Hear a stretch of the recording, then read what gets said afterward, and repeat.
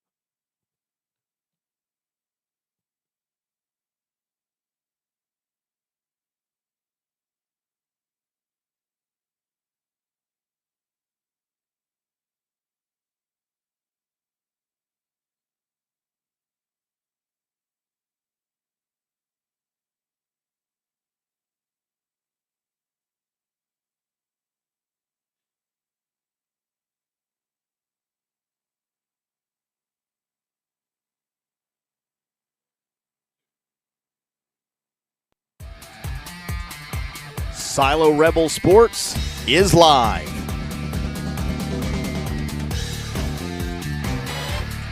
Rebel Red sponsors include C&D Cattle, First Texoma National Bank, Ford's Guide Service, Razor Blade Salon, Olivia's Jewelry, Texoma Ready Mix, Taco Casa, Roll-Offs, K&D Customs,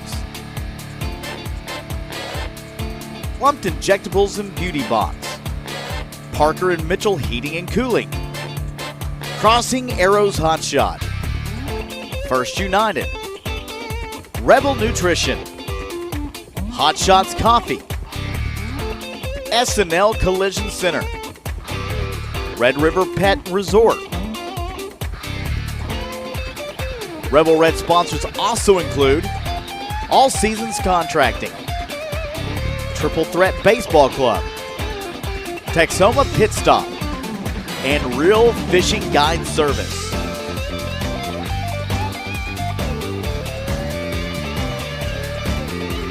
It's time for Silo Rebel Baseball.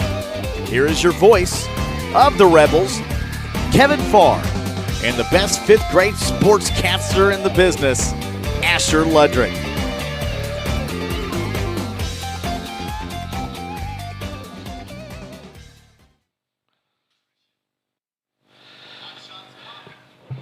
And hi again, everybody. It's Silo Rebels baseball here this afternoon, or this morning. It's a morning start for the first contest today as the Rebels in action here in the festival in Ozark, Missouri, Sky Bacon Stadium, U.S. Ballpark, the season opening festival for Missouri teams. Rebels have been playing now, going on their second week of action. So this contest, the Rebels take on Purdy, Missouri, and Purdy is a perennial state contender in Missouri. The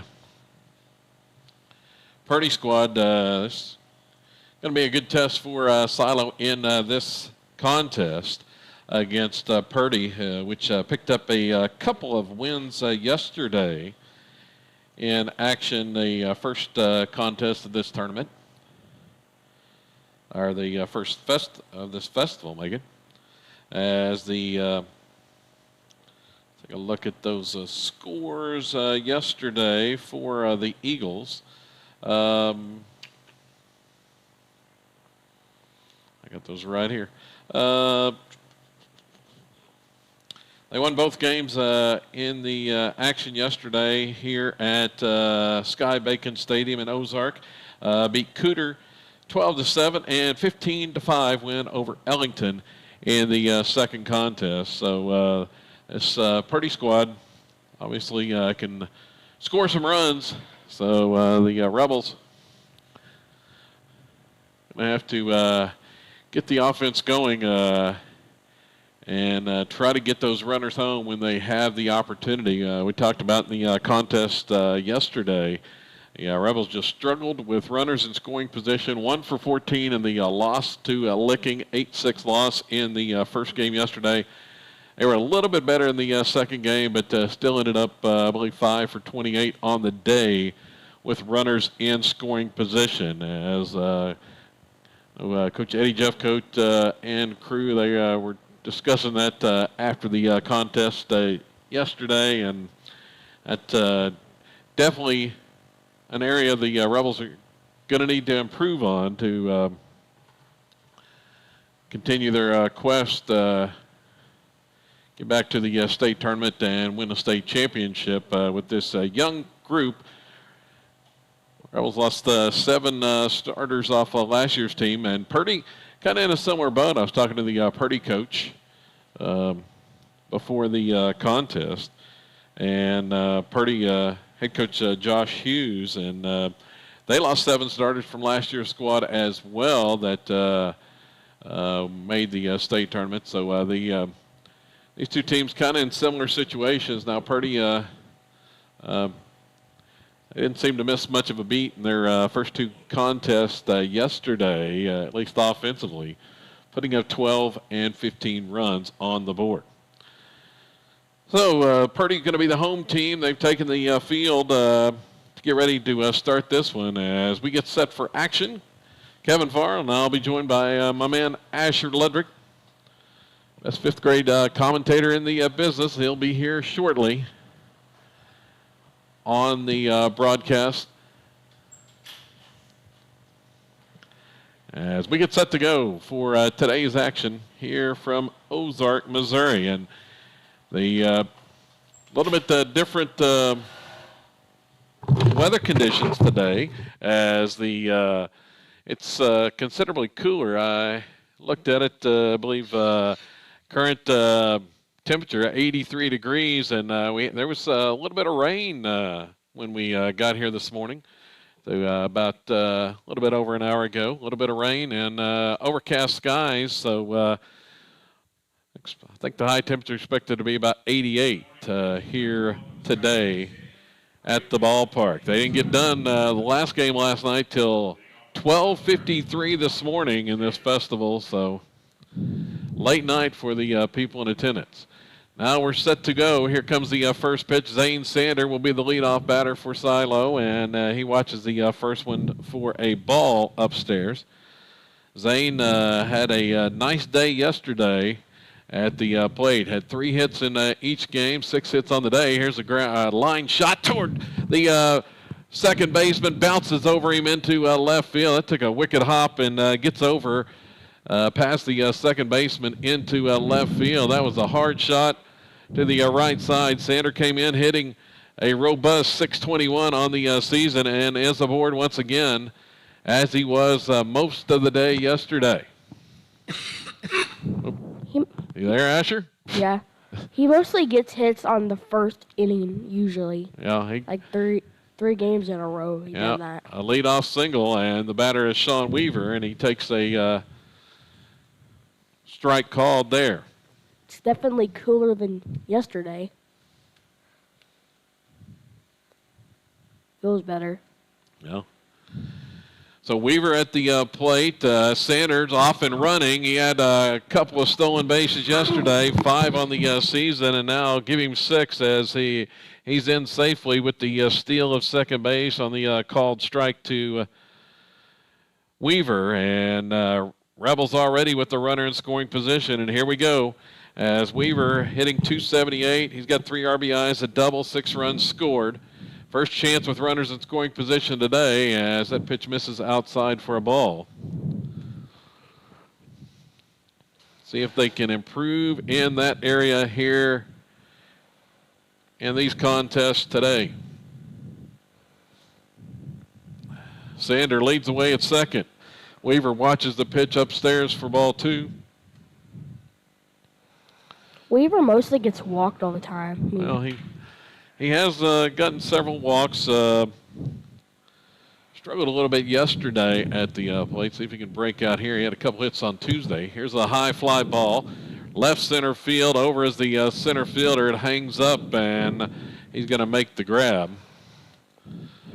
off the high pop fly into left center. That looked like it might have had a chance, but just hung up there. Felipe, the center fielder for Purdy, makes the grab. Going to bring Colby Smith to the plate, and Colby on the season now hitting at 263, batting in the 3-hole. 3 RBIs, 9 runs scored as they look Sander back at second. As the pitcher for Purdy, Damon Mahurin, he's a sophomore. Here's the next pitch, and just off the plate for a ball. The sophomore right-hander on the mound here for the Eagles. We got a mixture upperclassmen and sophomores. Here's Sander. He's headed to third, trying to steal the bag, and will. Second stolen base for Zane Sander. And the Rebels have a runner at third. Sander with a couple of steals. He stole that one off the pitcher. Only thing for Colby, what he needs, if he hits it out for a pop fly and he gets out, I mean, we could still score. Well, if it gets it deep enough, here's a chopper, but the pitcher snags that one.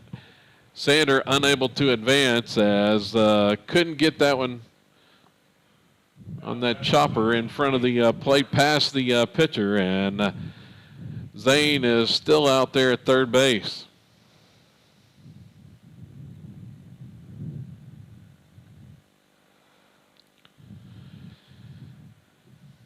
So we'll see what Charlie Gardner can do. Gardner was scratched yesterday, back in the lineup today, and he watches the first pitch for a ball.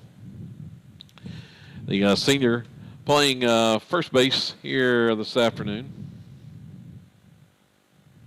or this morning's contest. Here's the next one to Charlie, and it misses just a little bit high, 2-0.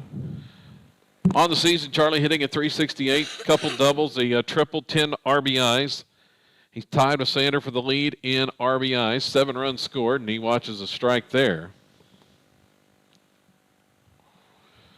So Zane with 2 more stolen bases. He's got 7 on the year to lead the Rebels. He leads in just about every offensive category, does the sophomore now. And that pitch misses low. It's 3-1. Charlie should get a good pitch to hit here. Trying to get that runner home for the first run of the game, and there's a strike called on the inside corner. Don't know if Charlie necessarily agreed with it, but it's called a strike. The count is full. Here's the Mahurin pitch. Swung on, chopped foul off the left side. As Coach Eddie Jeffcoat down there at third base snags that one. Tosses it back to the pitcher.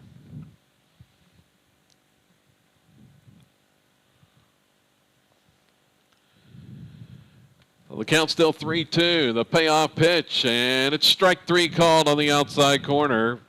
Gardner thought it was ball 4. He didn't agree with the last 2 strike calls, but he goes down looking to end the first inning.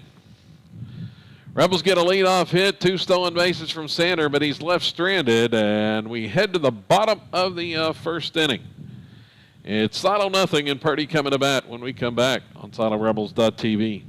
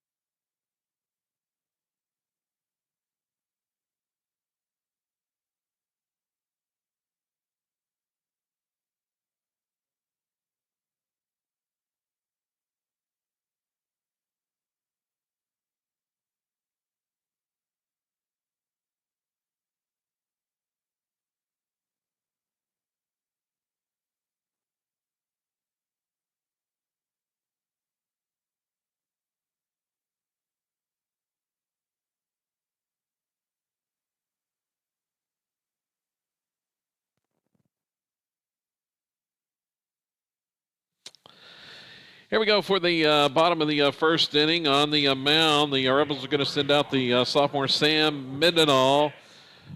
Sam with his second appearance, 2 innings pitched. He has allowed no runs, no hits, 1 strikeout, no walks. And Sam steps to the mound here, and the first pitch hits the batter.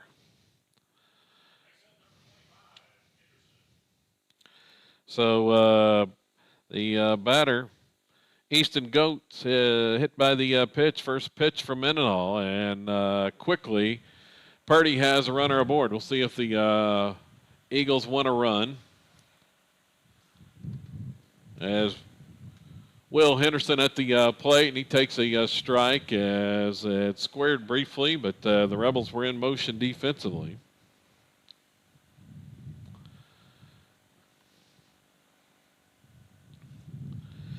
And the next pitch squares again, and that one, I guess it caught the bat. Looked like it deflected off of the catcher's mitt, but must have gone off the bat first. So it's 0-2. Defensively for the Rebels, it's Zane Sander at third, Daxter Thomas at shortstop. Britton Salisbury plays second, and Charlie Gardner at first. Jared House is behind the plate. And then in the outfield, Landon Langley in left, Colby Smith in center, and Sean Weaver playing right field.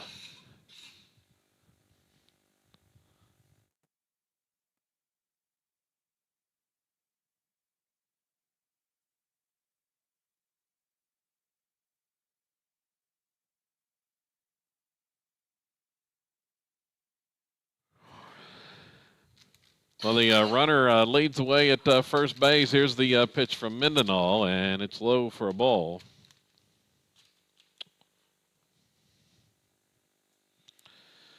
Goats at first. Henderson at the play. Rebels trying to get this first out here in the opening inning. And that one bounces, and nice block that time by House. Kept it from going to the backstop. Evens the count at 2-2 here to Henderson.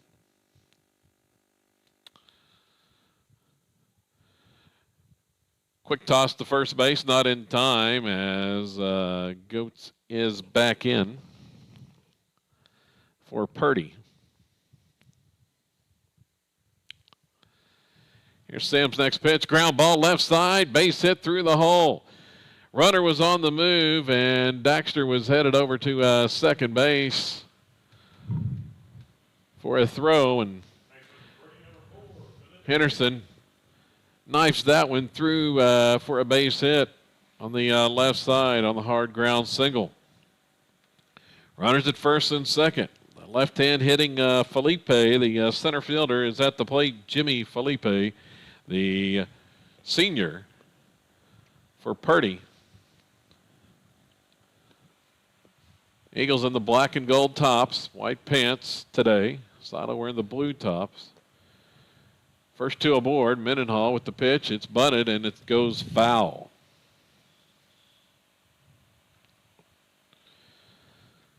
So Felipe batting in the 3 hole. The speedy center fielder tries a bunt. Couldn't get that one down.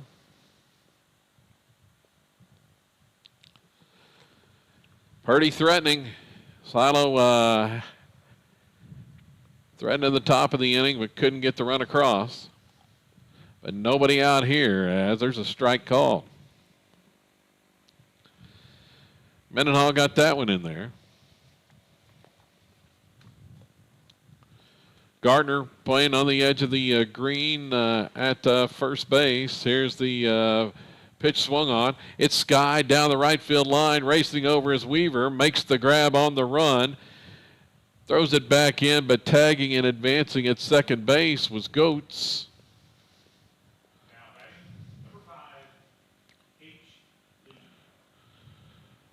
So the Rebels get the out. First out of the contest. And here's the runner tries to take off and steal second. Now the Purdy coach is going out there to discuss things with the umpire. Rebels, they tried to catch the Rebels napping. as the runner, Henderson, took off to second base, but he is thrown out. Now the two umpires are going to discuss this.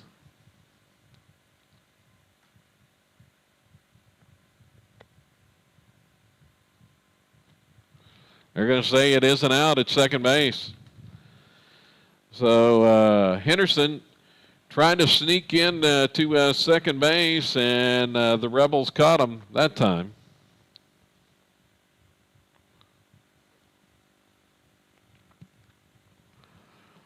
As Mendenhall made the toss out there, and they get the out at second.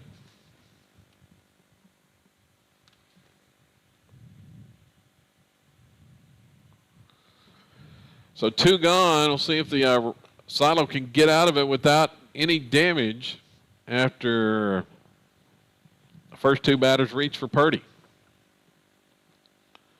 So Hunter Lee is the next batter. And the pitch from Mendenhall, and it's low.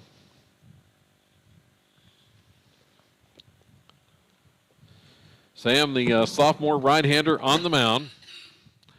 And there's a ground ball through the hole, base hit to the left of Sander. He made a diving attempt at it, but it was a hard chopper that got through between he and Daxter Thomas. First run is in for Purdy. Eagles lead at 1-0 here in the bottom of the first inning.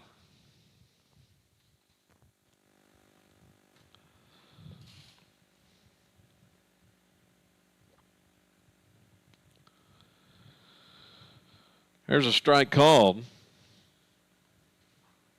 Hearn, the pitcher, is at the plate. And there's the ball. A run on 2 hits thus far in the first for Purdy to go in front. Next pitch is low and away.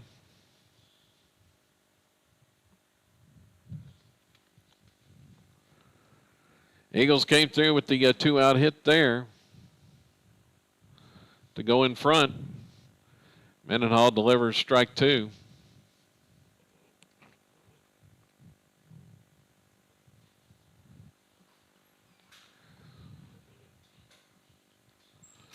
Rebels fell behind 5-0 yesterday in the opening game against Licking before rallying back, got within a run.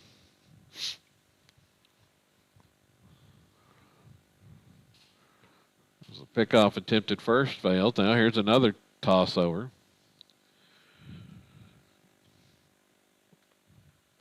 Trying to keep Lee close over there. Sam checks the runner. The pitch home just off the plate and outside.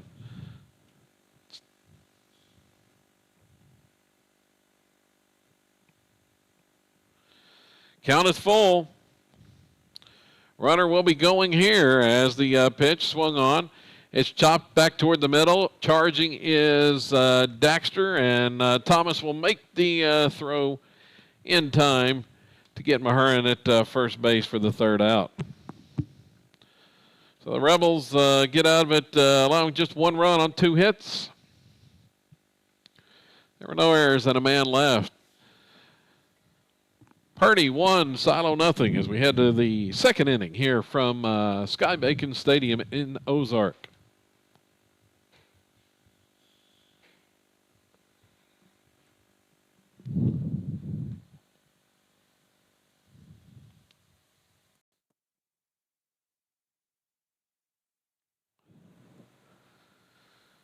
Got some activity already in the Silo bullpen down there. So Asher, you went had some fun yesterday afternoon after the ball games. Tell us a little bit about what you did. Well, we went to I don't know what the place was called, but it was like a VR place where you just feel like you're in a tornado or something. Oh yeah? And you're really not. You're just sitting there. and we once went on these seats, and they pushed us out of the somehow garage thing to a theater, and we saw this big screen, and it like just showed images of like the Grand Canyon and more of other nice places like Hollywood or something. Yeah, virtual reality. I think, Beyond the Lens, I believe was the name of the place? Yeah, Beyond the Lens. Yep. Beyond the Lens. Pretty cool deal yesterday. Joined the festivities in the Branson area as Britton Salisbury will be the leadoff batter for the Rebels here in the second. And Salisbury fouls the first pitch back to the screen. Britton, he had a solid day yesterday. Upped his average a bit. Now 476 on the year, the senior second baseman. 4 doubles, a triple, 9 RBIs. And has scored 4 times. Here's the next pitch from Mahurin, and it's low.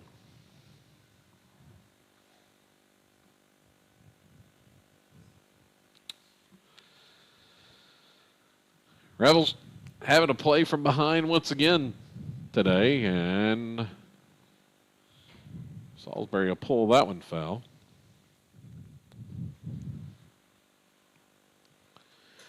Count 1-2.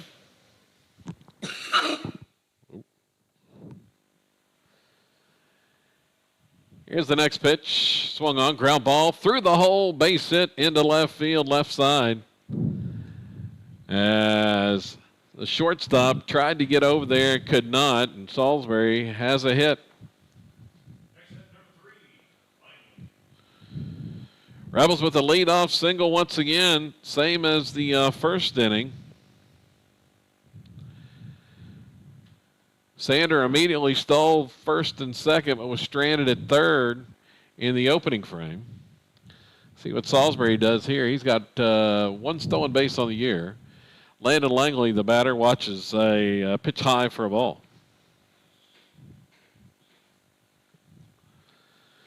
Langley hitting at .421, a couple doubles, a home run, 5 RBIs, has scored 10. And he'll watch that one as well. Ball 2.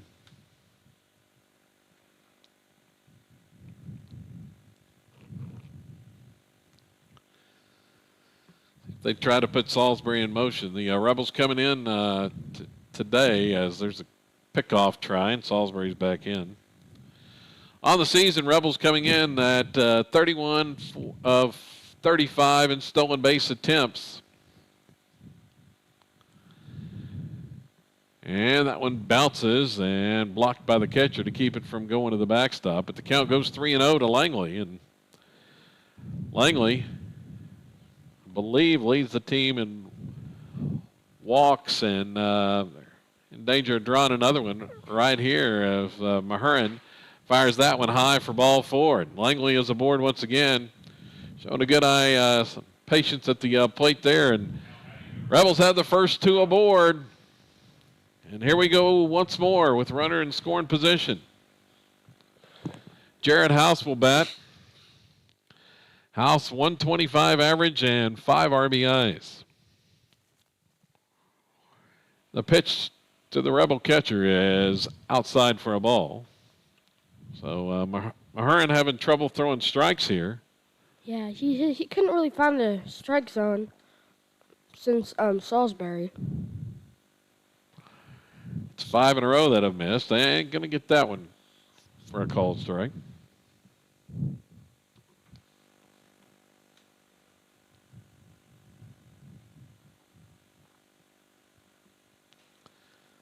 It's like House swinging away as the pitch is high.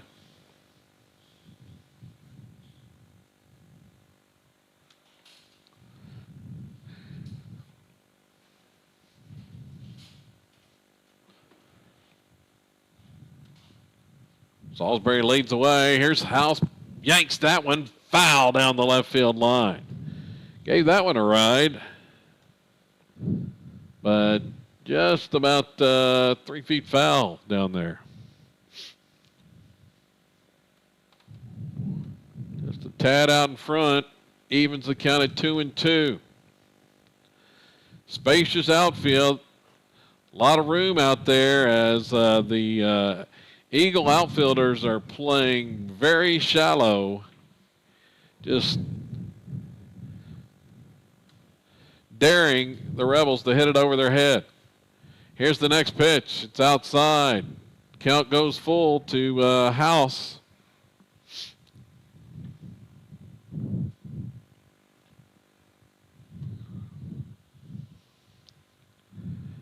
Payoff delivery, and it's low and inside, ball 4.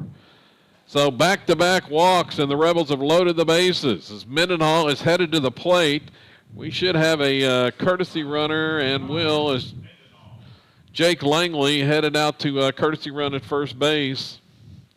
The freshman Langley has good speed as well.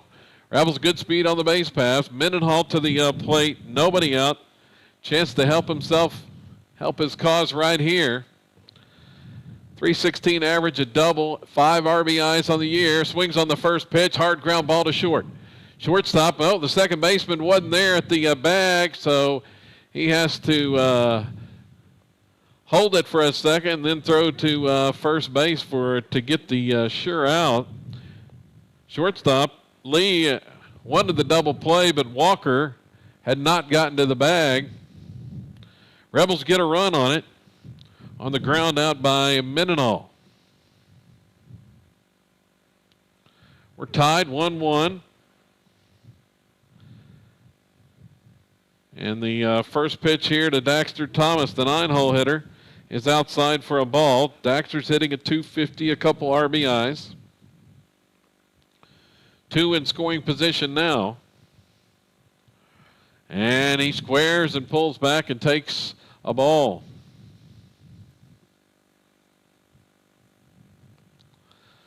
So Silo has managed to tie it up. Just 1 hit in this inning thus far, however. Mostly from walks. Correct, as that one's a strike call. 2-1. Daxter had squared once again and took the pitch. In at the corners are Purdy defensively. Here's a ground ball back toward the middle.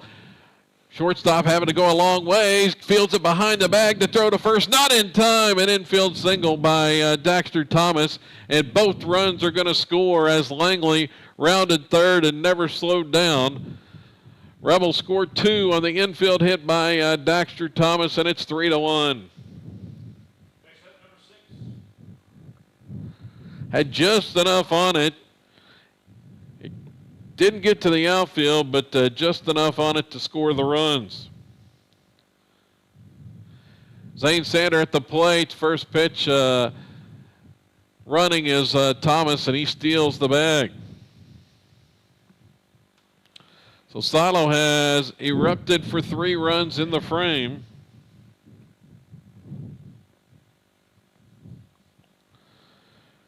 Zane, another chance at the plate, swings on that one and hits it foul. Fouls it off his leg, I believe.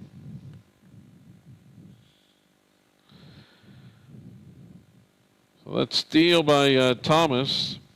Rebels first hit with runners in scoring position today. Steal by Daxter was his second stolen base of the year. 1-1 count now to Sander, and he'll take a strike.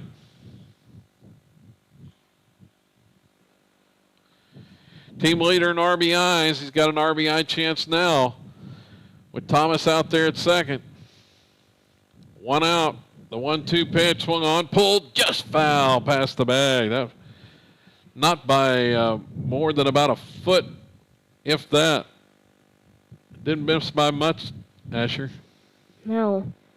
If it just rolled a different way, that probably would have been a double. Yeah. Look at a run scored. It was headed for the corner. But foul. Once again, 1-2. This one, opposite field. Oh, nice catch by the first baseman. That one was headed down the smashed toward the right field line, and the first baseman just sticks his glove out there at the last second as high as he could and spears that one.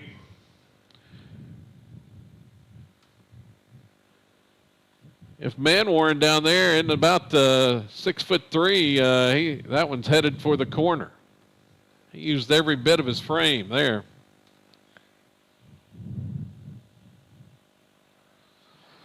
Now time is called as Thomas is going to go talk to Eddie Jeffcoat. Sander lines out to the first baseman.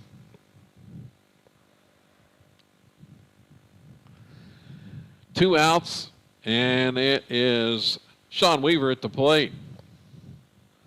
See if Weaver can get a run in here. He's got 3 RBIs on the season. Going to bunt toward the third baseline. It's rolling. Fielded fair. It looked like it was headed foul.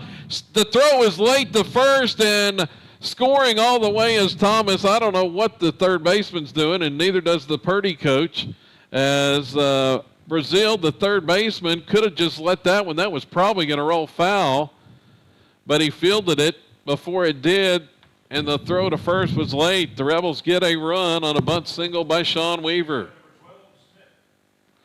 It's now 4-1. Thomas scores all the way from first on that bunt single. Colby Smith at the plate, runner moving, and going to be easily in with the stolen bases, Weaver.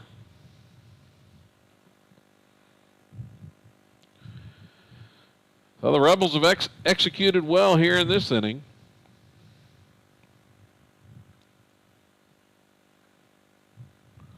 To score 4 runs, squares and takes that one high.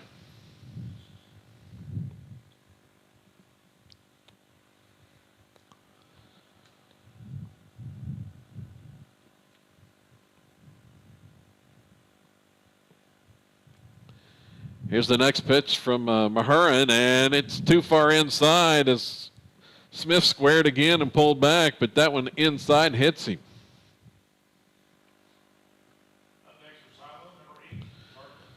The Rebels have gotten to the sophomore right-hander in this inning. Charlie Gardner to the plate. 2 on, 2 outs for Silo. Rebels have plated 4, and here goes Weaver stealing third, and there won't even be a throw. Stole that one on the pitcher, and he was over halfway there before the pitch even got to the plate. Rebels are taking advantage of their speed on the base paths. Playing a lot of small ball here in this frame.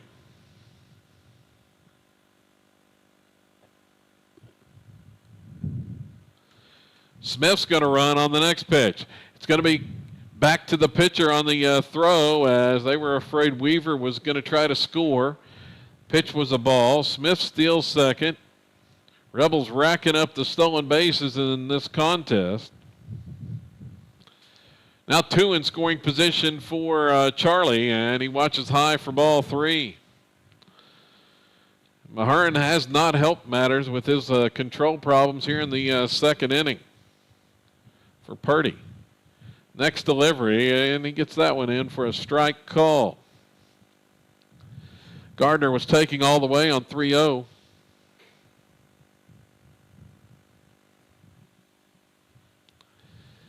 Here's the next pitch, swung on and fouled off the right side, back and out of play.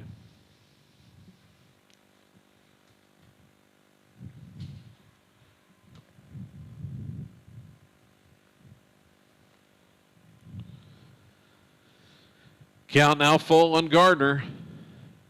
Charlie looking to score a couple. He watches that pitch high for ball 4. And another walk in the inning, and here comes the Purdy coach headed to the mound. That's already 51 pitches for Mahurin. 2 outs here into the second inning. Rebels have them loaded.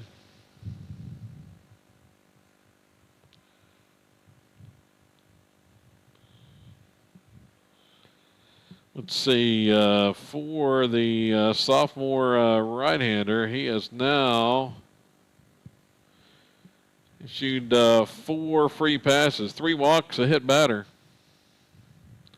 The Rebels have 4 hits.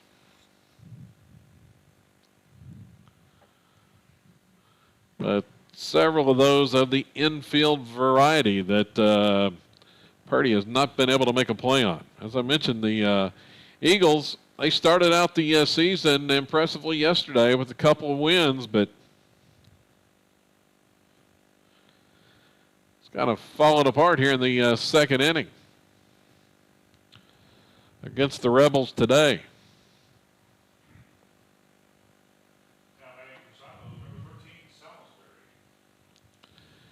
So Salisbury, the senior at the plate, he's got a big opportunity with the bases loaded.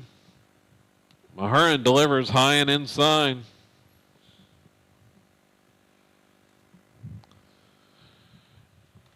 No action in the Purdy bullpen as of yet.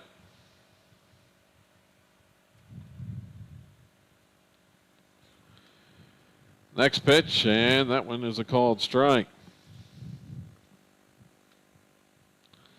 Salisbury was taking all the way.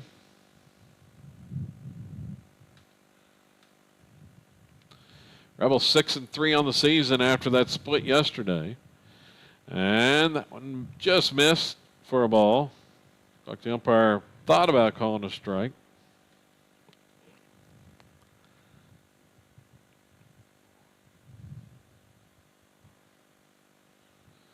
Mahurin has his sign, and the next pitch, and it's outside, ball 3. We don't want another walk.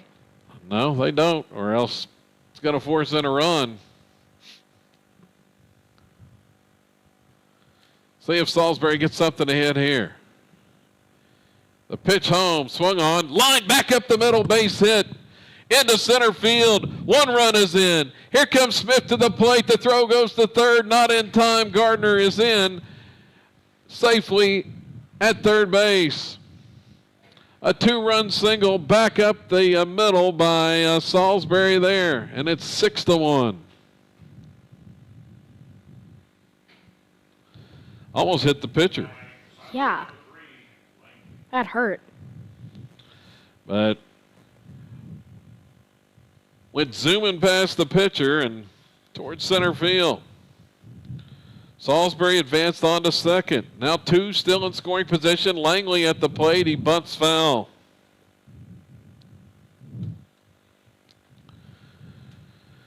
So the, well, at least for this inning, the Rebels have solved their runners in scoring position dilemma that plagued them yesterday and as well as the first inning today. They've come through with 3 hits, I believe, with runners in scoring position now. And that ball's taken for a strike by Langley. It's 0-2.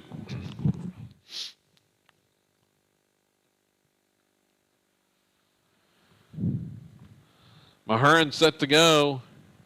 And the pitch this time is outside for a ball.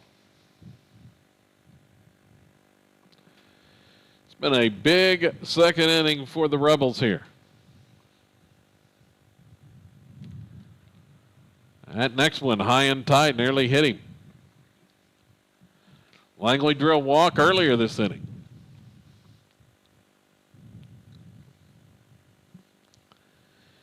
The 2-2 offering, it's outside.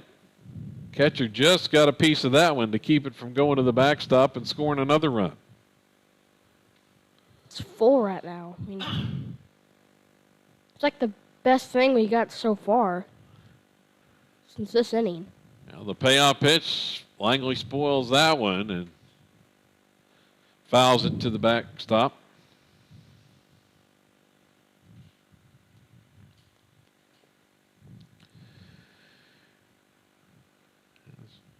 Rebels' best inning of the festival here. They've scored 6 offensively. As that one swung on, chopped down the third baseline, it's foul. stayed fair briefly. Remember, big play in this inning was when the third baseman did not let the bunt roll foul earlier.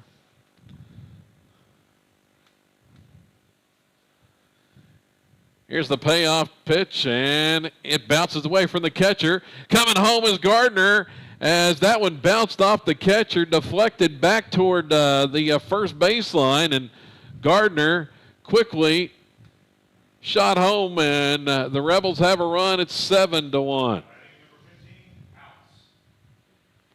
It was ball 4, and Gardner scores on the wild pitch. Salisbury on to third base. House back up for the second time in this frame. He was hit by a pitch his last time. There's an errant pickoff throw, and another run's coming in. They tried to pick off Langley at first base. It got by into foul ground. So the wheels have fallen off for Purdy here in the second inning.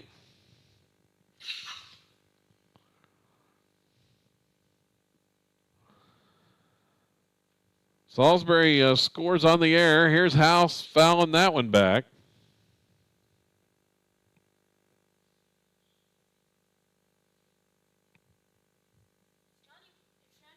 Far from being a run roll. Well, it's still got a couple innings to play. Yeah. As the next one to House is inside. Yeah, but if it wasn't that inning, it wouldn't be far from it. Rebels have scored 8 now here in this second inning. This pitch swung on, popped up on the infield. Pitcher under it. Mahurin's going to call everybody off and make the catch. To stop the bleeding that time.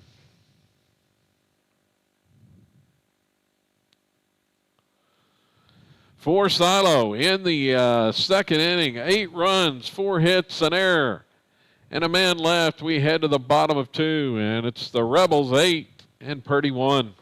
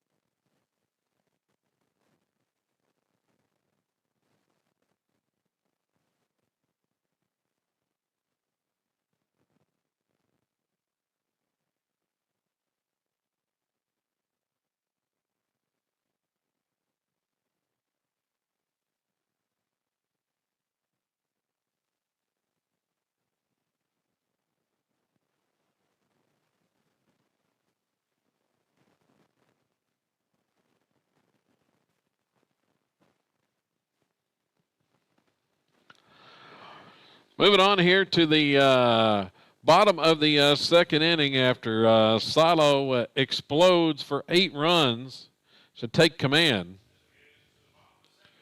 on just 4 hits.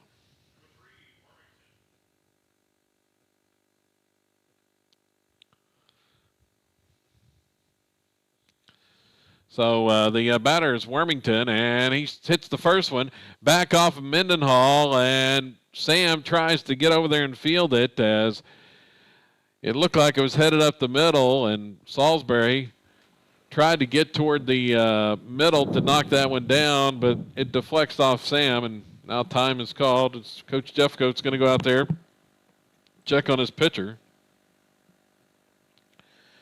After the infield hit, credited there to Hunter Wormington.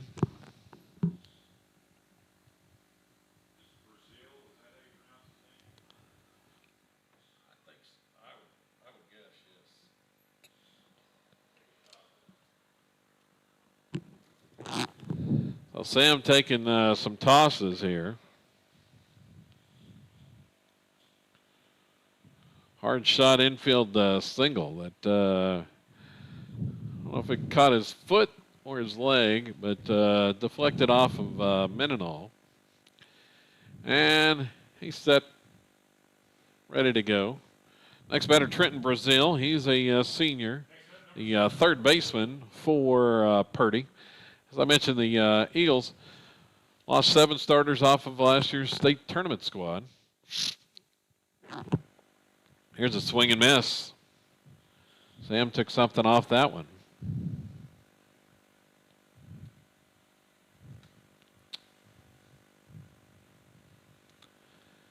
Next pitch, and it's low. Count is even at 1-1.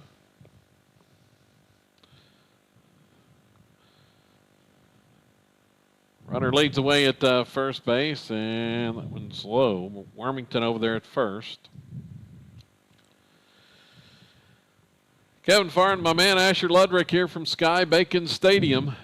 And that one low as well. It's 3-1. Now, Sam maybe having some difficulty because he has lost the strike zone now since getting hit by that batted ball. Eddie Jeffco back to the mound, and that's probably going to be it.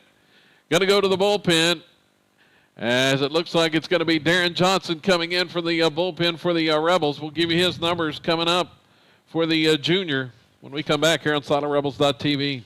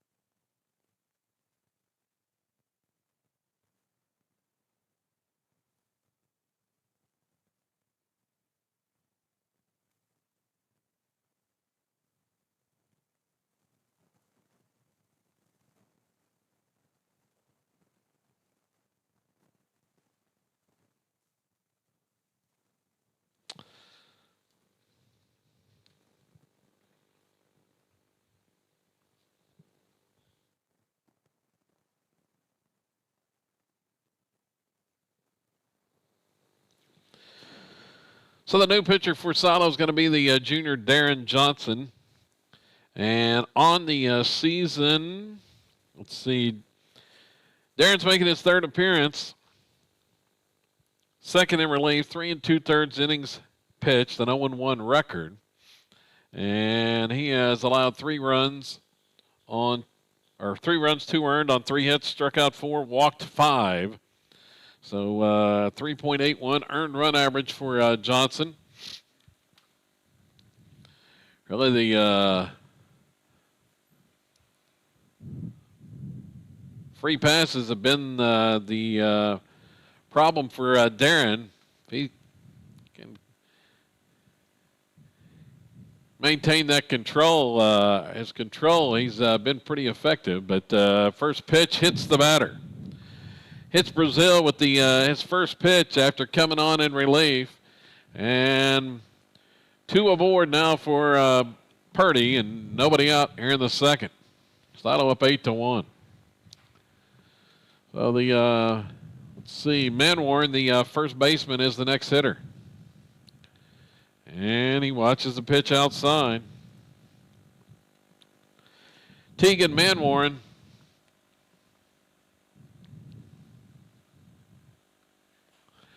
Bottom of the order here for Purdy, with the Eagles threatening in the 2nd. There's a strike called. Looked like Darren took something off that one.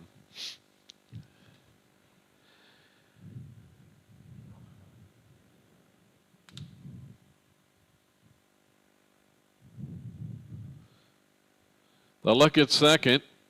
Now here comes Johnson's pitch. It's bunted toward the first baseline.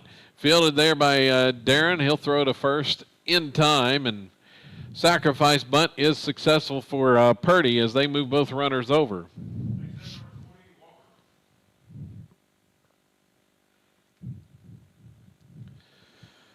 Johnson to Gardner on the putout.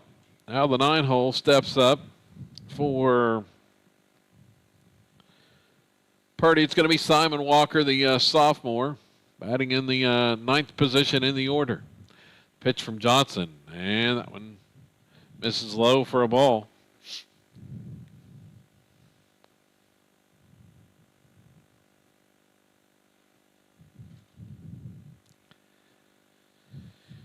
Here comes the next one. Swing and a miss.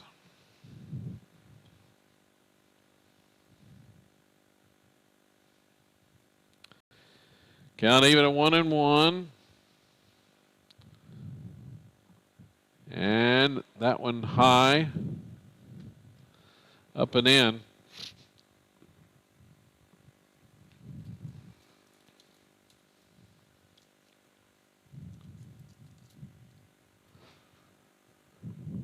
Next one swung on, popped up on the infield. Daxter Thomas calling everybody off and makes the grab. There's 2 gone. On the high pop fly. Runners have to hold. Wormington at third. Brazil at second base. And it's back to the top of the Eagle order. Easton Goats at the plate. Here's a pickoff try at second, and it gets into center field for an error, and the runner from third scores. They had the pickoff play on, and the throw sailed wide into center field. So Wormington scores on the error. It's now 8-2 as there's a strike called. Brazil still at second base.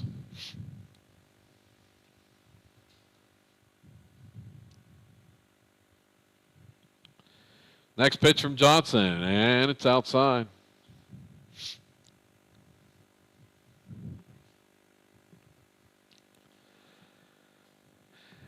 Definitely a lot more enjoyable day here at Sky Bacon Stadium, Asher.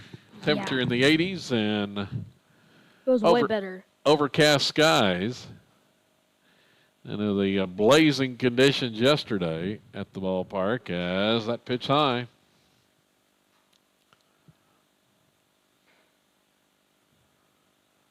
Two and one. Delivers. Ooh, that cut the inside corner for a strike call. Thought they were going to say it hit the batter. Came inside a little. Scott's crowding the plate a bit. Here's one chopped or back to the pitcher. Going to be off of Johnson, but I think it hit his glove and grabs it and throws the first for the out. So, despite the error, the Rebels get out of it, allowing just 1 run in the inning. A run on a hit, 1 error, and 1 left. On to the third. It's Silo 8 and Purdy 2.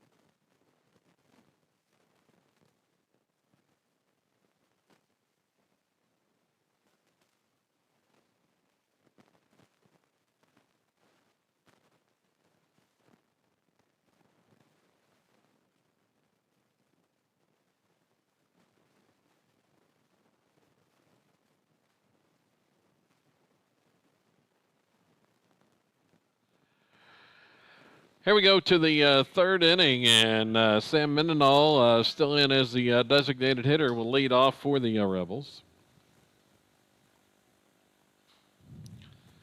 And Sam watches a strike call.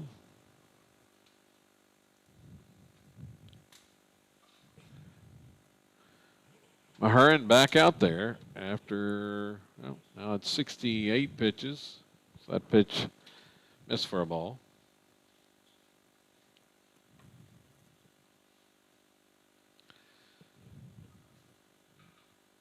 And there's a strike on the inside corner. It's 1-2.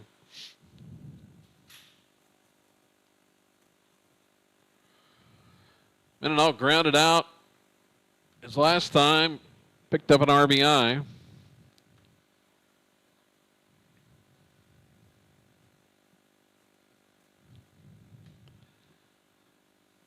And that one misses low. RBI number 6 on the season for the big sophomore. 2-2 count. Next pitch from Mahurin, and swung on, pulled down the left field line. It's fair. That was smashed. Right on the line. Mendenhall rounds first, headed for second. He's going to stop there with the stand-up double. That was smoked out there. Right down the line, and it just stayed fair. Caught the chalk down the left field line. Right on it, and Sam has the leadoff double. Third straight inning, the Rebels have a leadoff hit. Next batter's Daxter Thomas. He bunts, and it's foul.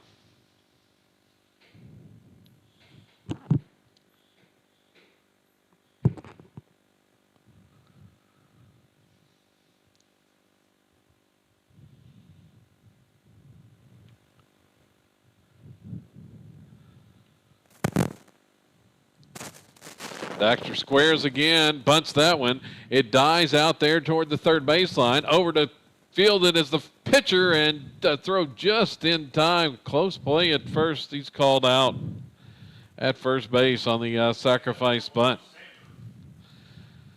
But that moved Mendenhall over to third base on the sac bunt.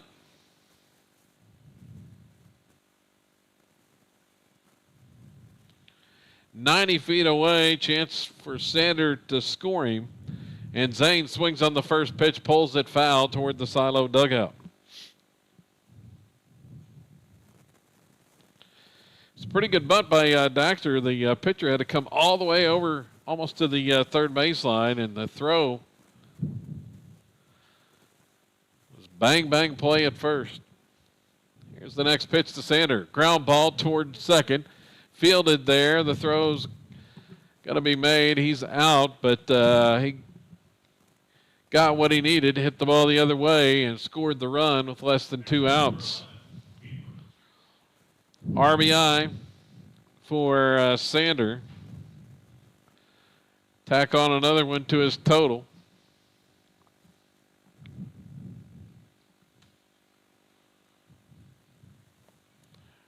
And the Rebels now lead it 9-2 as Sean Weaver comes to the plate with 2 outs.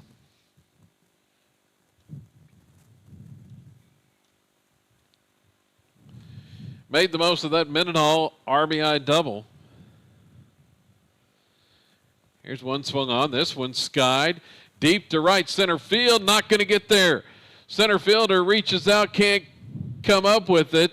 They were playing him shallow. Weaver he burned him right there as the center fielder, Felipe, could not get there. It drops in for a double.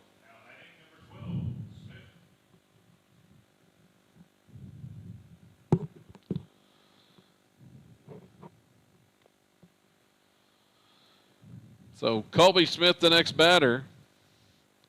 Weaver has the double, his second double of the season.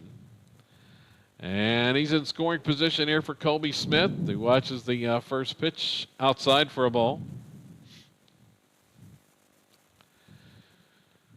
Oh, the Rebels got the leadoff hit in the first inning, but failed to score But they have come through here the last 2 innings. Got that run across after the leadoff hit, and strike is called there to Colby. 2 outs.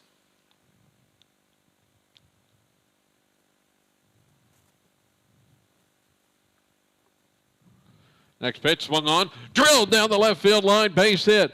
Rolling into the corner. Extra bases for Smith. Weaver's going to score. It's now 10-2. Here comes Colby. He's going to try to stretch it to a triple. The throw gets by, and he's sliding safely in at third base. I mean, this is probably the inning with the most hits, but the other inning we had the most walks. Well, the Rebels a couple extra base hits here in a row. Colby Smith ends up with on third base after drilling that one down the left field line. Rebels have actually 3 extra base hits here in this inning. Mendenhall and Weaver with doubles, and Smith with the triple, as there's a strike called to Charlie Gardner.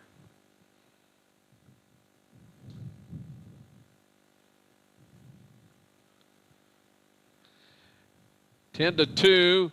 Swung on, chopped left side, fielded on a high hop by the shortstop. The throw is not in time, and it gets away anyway.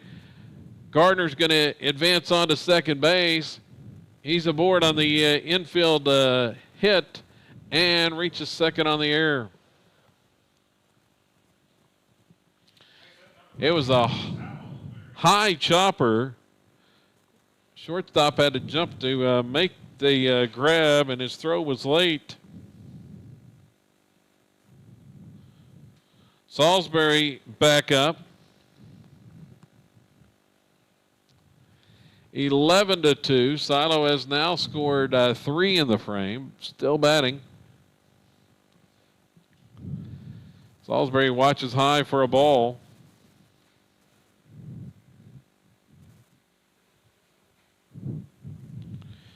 Salisbury's working on a 2-hit game. 2 hits, 2 RBIs. Chance to make it 3 right here as he takes a strike.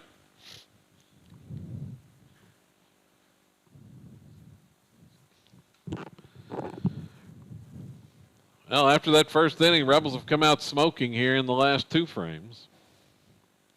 Offensively. That one swung on and fouled back and out of play. Into the grandstands here at Sky Bacon Stadium. Newly named. Had been known as U.S. Ballpark.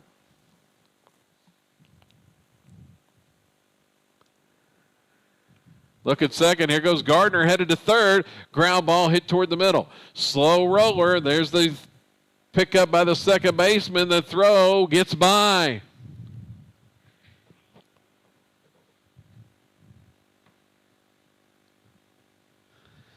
It was a slow roller, going to be a tough play over there.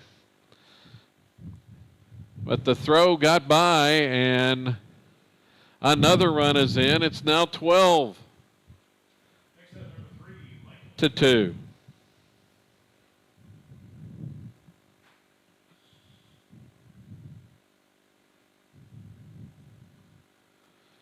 Runner scored all the way, did Gardner from second because he was running on the pitch.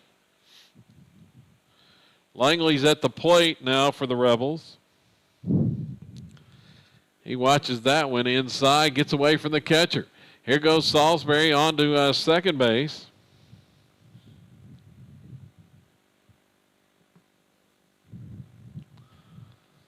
Well, the wheels came off for Purdy in the second inning, and it has not gotten any better here in the third. That's 87 pitches for Mahurin, and the Purdy coach headed to the mound. See if we're going to have a pitching change.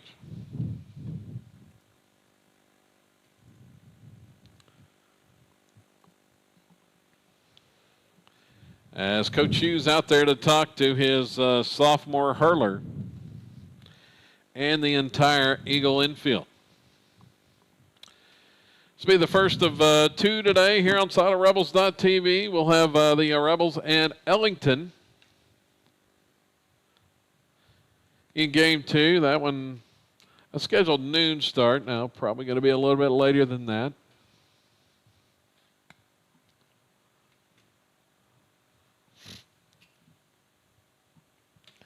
Yesterday, the Lady Rebels softball team in action at Murray State in that festival. They won the first game over Powerhouse North Rock Creek. Dropped the second one to Oktaha in a barn burner.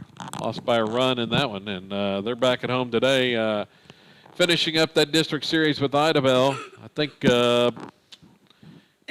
it was 11 a.m. start time. They should be underway.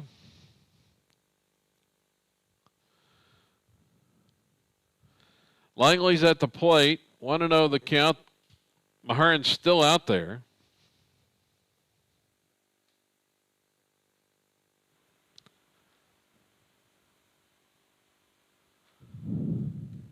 And the pitch, high for a ball.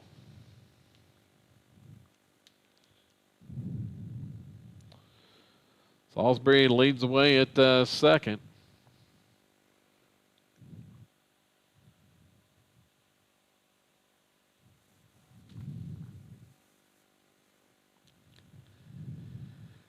The next one's a called strike. Langley taking all the way that time.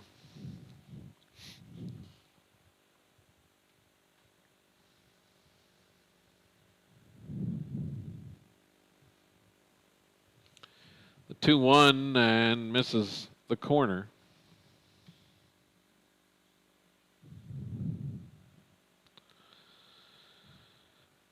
Langley been up twice, walked twice. Now 3-1, swing and a miss.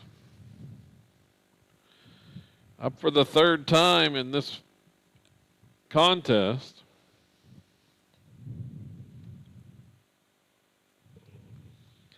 The payoff pitch, called strike 3.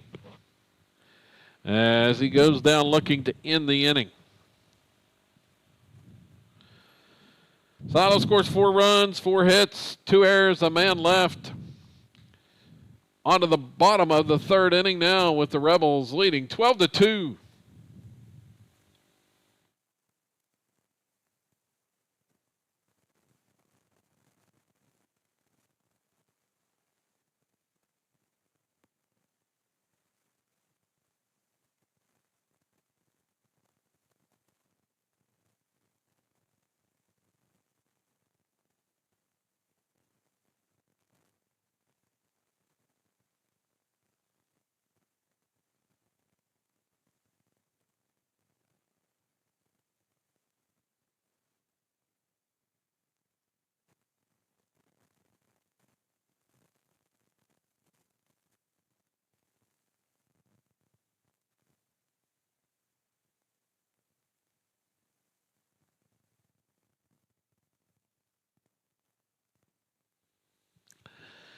So the sun has peeked through the cloud cover for the first time this morning here at Sky Bacon Stadium.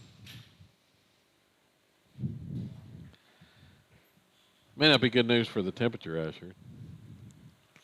Yeah. As it's hovered in the low 80s most of the morning, but with the cloud cover and some light rain earlier.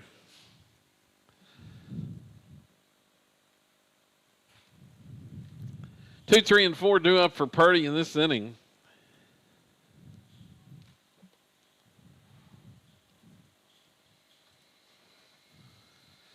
The pitch from Darren Johnson swung on and driven into left field for a base hit. That was a high chopper and high hard one. And Daxter made a try at it. Leaping attempt, couldn't come up with it. It's a leadoff single for Henderson.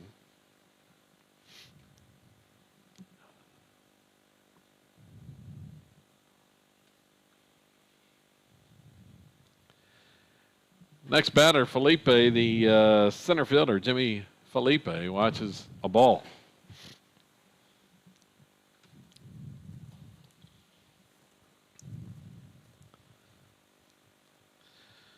1-0 count. Pitch from Johnson, swung on. This one is skied.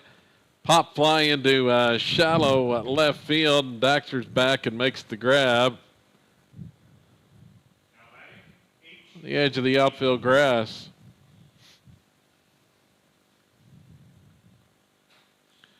An opposite field pop-up. 1 down. And it's strike 1 called to Hunter Lee.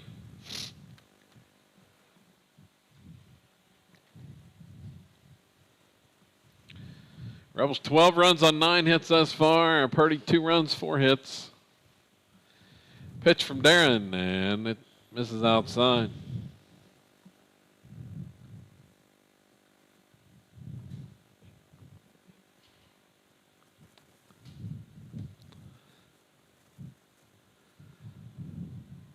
That one, breaking ball that it's a little bit inside. 2-1 the count.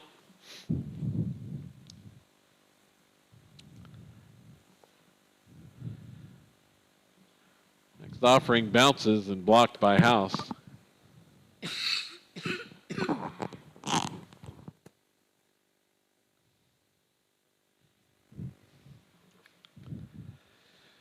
Quick throw to first, not in time as the runner is back in safely. Henderson. So count 3-1 here on Lee. The pitch from Darren is fouled off the right side now to play. Came in with the fastball, challenged him there. Count runs full.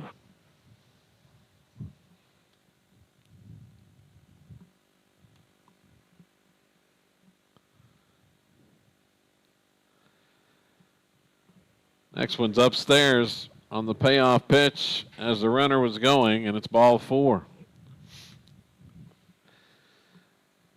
So the 1-out walk, 2 on for Purdy. Mahurin is the hitter.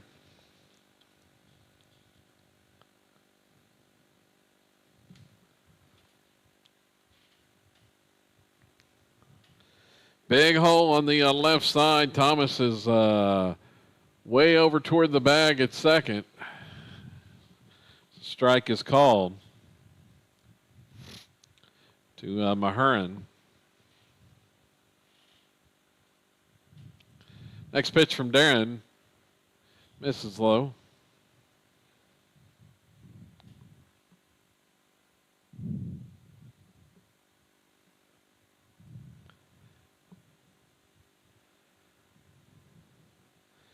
Here's the 1-1. It's upstairs for a ball.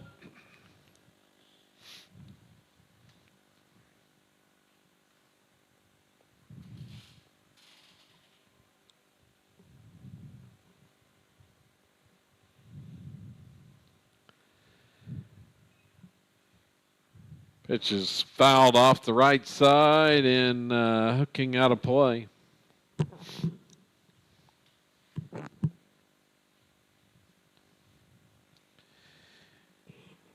Evens it up at 2-2 on the count here to Mahurin.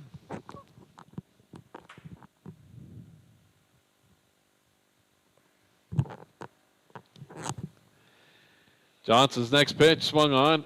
It's a high chopper left side. Coming in as Daxter goes to second for 1. On to first, not in time. It's a little bit of a dangerous play. Thomas on the run, spun and through to second, but managed to get the force.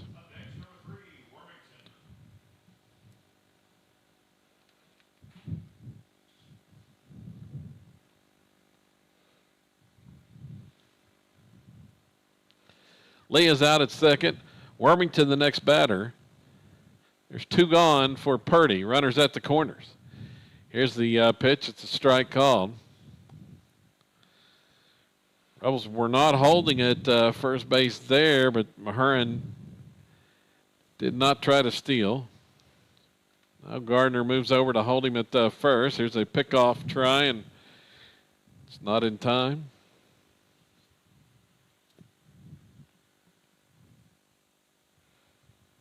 Another quick toss. They've got him picked this time.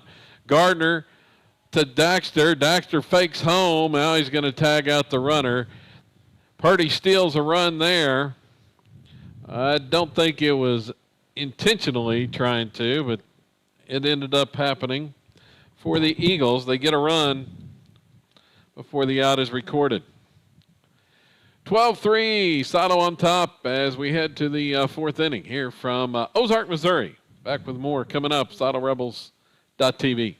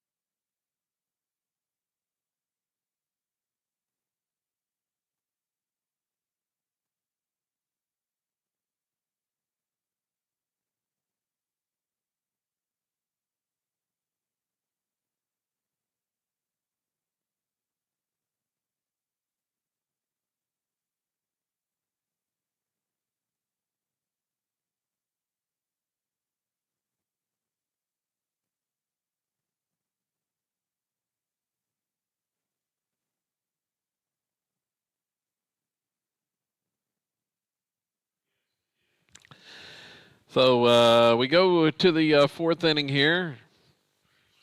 Rebels up 12-3 going into the fourth.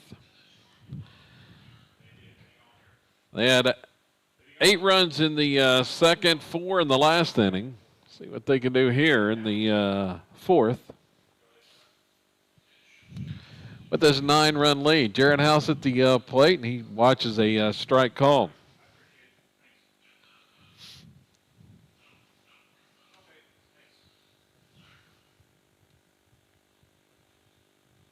Here comes the next one, and that one misses outside for a ball. I think we've got a new pitcher out there. Yep.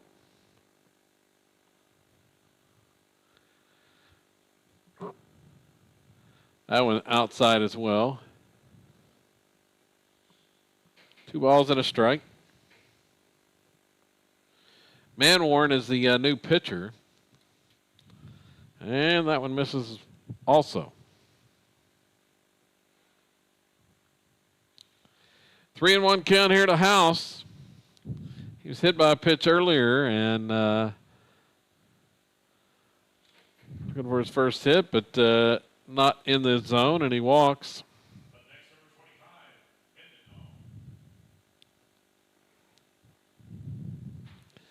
Mahern moved over to first base. We got a runner over there at first for House. That's going to be Jake Langley. Looks like the sun came out a little bit. Yeah. Peeking through the clouds. Mendenhall at the plate. So Sam watches that pitch. Inside for a ball. Langley leads away. He's got a couple of steals on the season, does the freshman. As Mendenhall takes ball 2. There's a strike called there. So first inning, the Rebels hadn't had a leadoff hit, but they did get the leadoff batter aboard for the fourth inning in a row. And another strike called. As Sam watched that one. Evens the count at 2-2.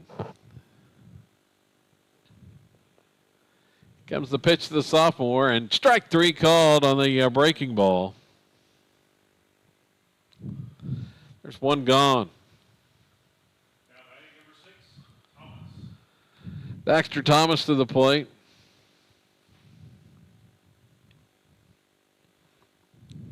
He'll swing on the first one. Drives it toward left, over toward the line. The left fielder going to make the catch. Goats out there in left field. He hasn't hit that one very bad at all. I mean, it just should have just went down a little bit. Under it just a little bit. Back to the top of the silo order, and it's Zane Sander.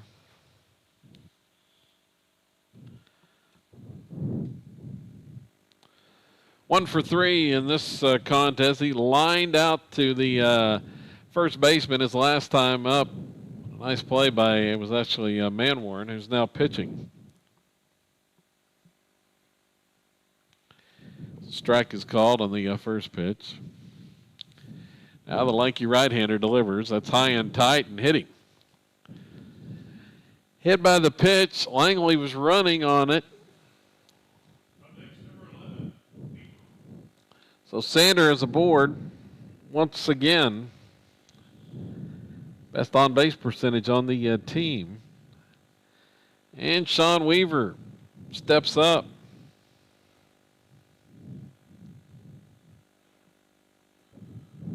Weaver has a couple hits. Had a double his last time up and takes a strike.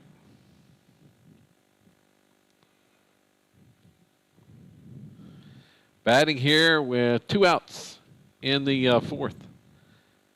There's another strike called.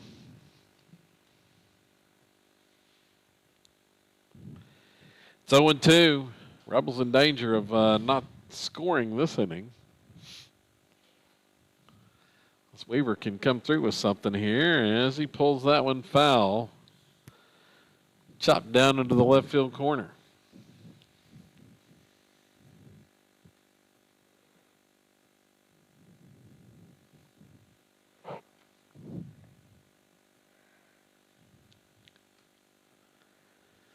Manwarren's next delivery, and almost the same, pulled foul. Weaver out in front of it.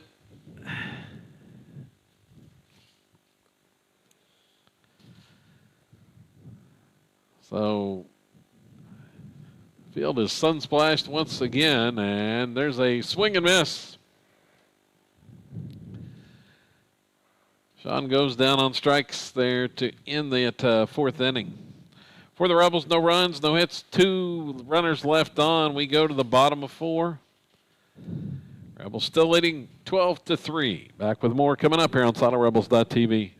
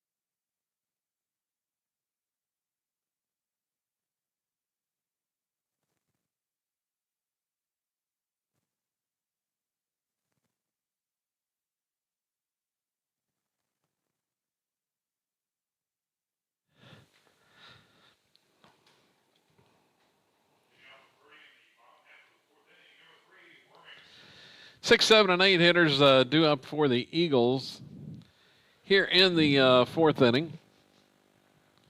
As Wormington to hit against Johnson. First pitch to Hunter is low for a ball. Hunter Wormington, a freshman, batting from the left side. Swings on that one. Opposite field, punches it out there. Langley's over toward the gap and makes the catch.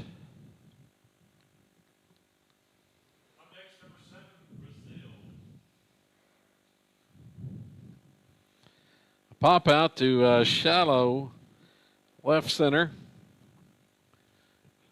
Brazil, the third baseman, now up Trenton Brazil. And watches that Johnson pitch in the dirt. Once again, Jared House behind the plate. Darren Roxon fires, and that one jammed him inside. And he fists that one foul. Got him off the handle.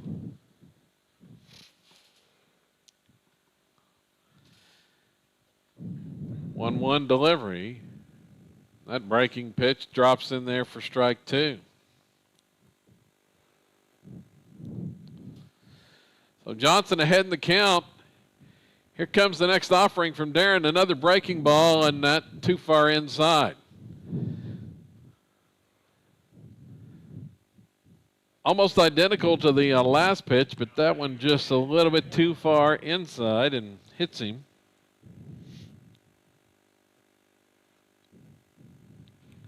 Brazil hit by the pitch. Manwarren, the pitcher, to the plate.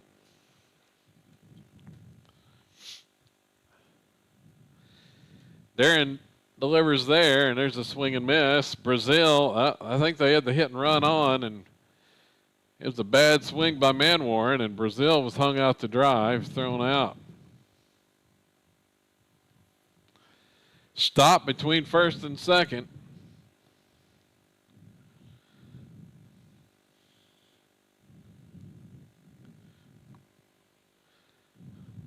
There's strike two.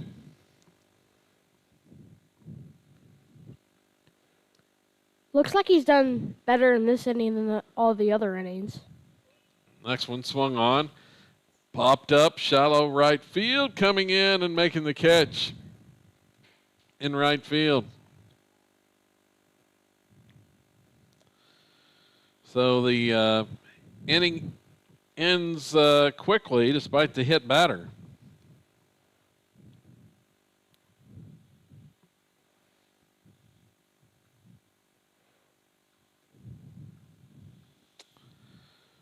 The pop out to Weaver in right. Purdy goes down in order in the frame. We move on now to the fifth inning. It's the Rebels 12 and the Eagles 3.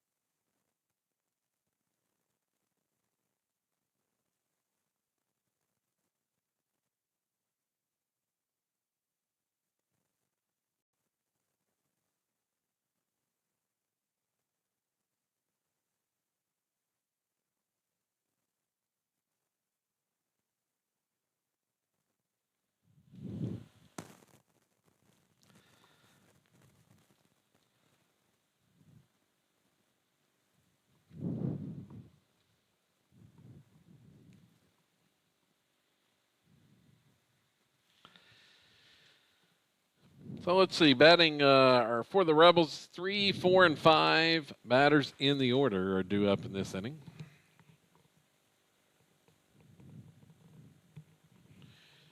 As they will face Manwarren for the first time, as he came on in relief in the last frame.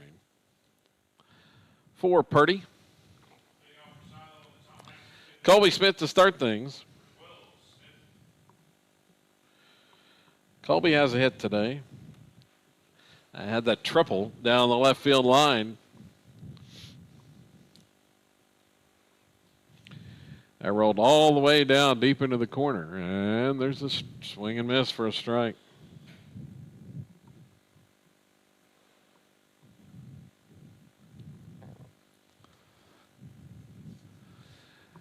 Manwarren rocks and fires and just off the corner for a ball.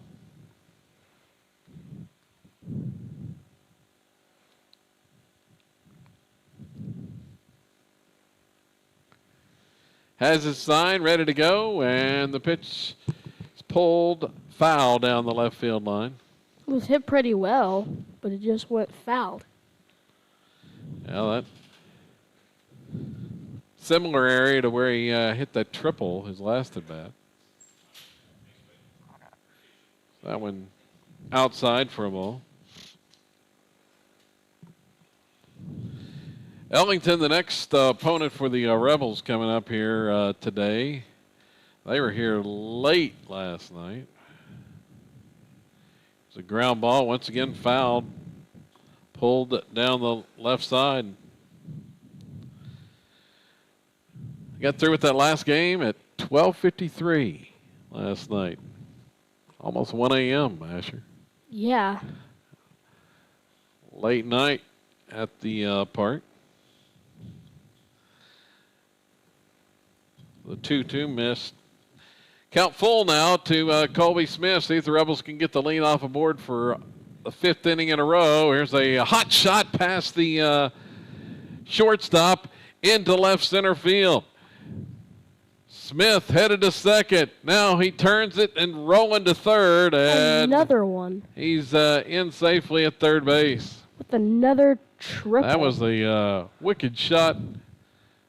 That shortstop out there, Lee, could not react to. They give him a hit there, and once again the leadoff aboard.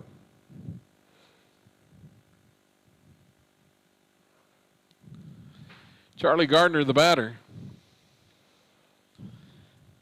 First pitch was a strike. Next one here, it's upstairs.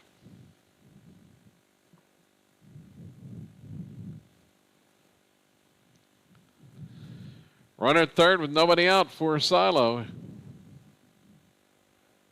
And just missed for a ball.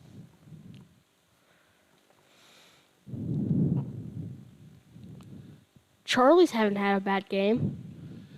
Here's an opposite field hit past the right fielder, rolling to the wall. Extra bases for Gardner. He could have a triple. Round second. He's headed for third. Going to stop there with the stand-up triple as the throw comes in.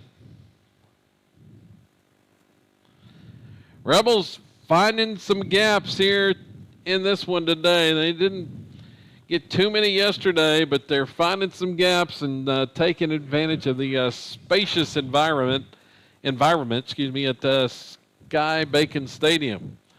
A lot of extra base hits. Last few years, the Rebels have just had a field day with extra base hits here. Triples, doubles. First pitch here to Salisbury's ball. Here's the next one from the pitcher, and it's fouled off. Manwarren.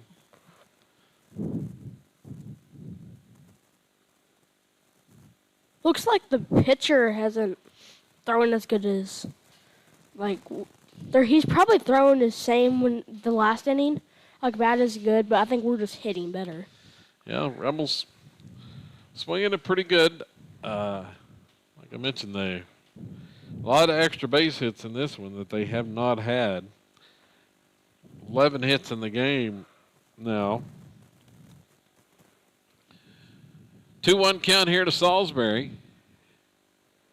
And that one misses. See, of the 11 hits, 5 of those have gone for extra bases, either doubles or triples. Here comes the 3-1 to Britton, and he swings on this one. He drives it to left, but right at the left fielder. Caught, tagging is Gardner at third and coming home with the run. On the sacrifice fly. Looks like Gabe's up to bat. Pinch hit.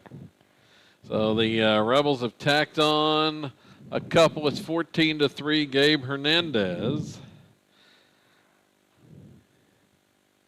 Thank you, Asher. Pinch hitting. So Gabe will bat for the first time today. Let's see, on the season, Hernandez hitting at .250. Watches the first pitch for a strike called. Has a double, 4 RBIs, 3 runs scored, a couple of stolen bases as well.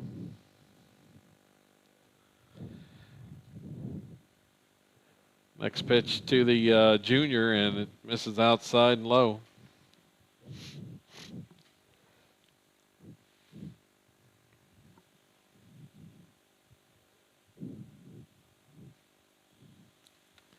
Here's the 1-1 delivery and high for a ball. So Hernandez batting here. We're going to have another pinch hitter coming up next, as that one's a strike call. Here in the top half of the fifth. 2-2 count.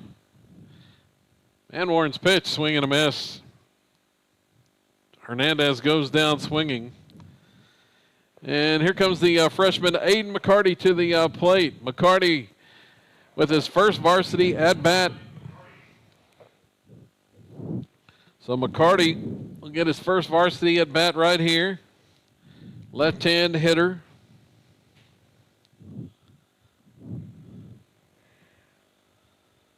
Facing Manwarren as the pitch is a strike called on the outside corner.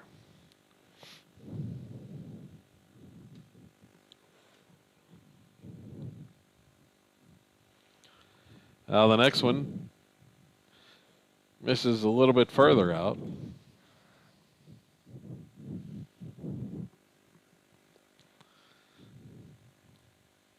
That went inside to the backstop.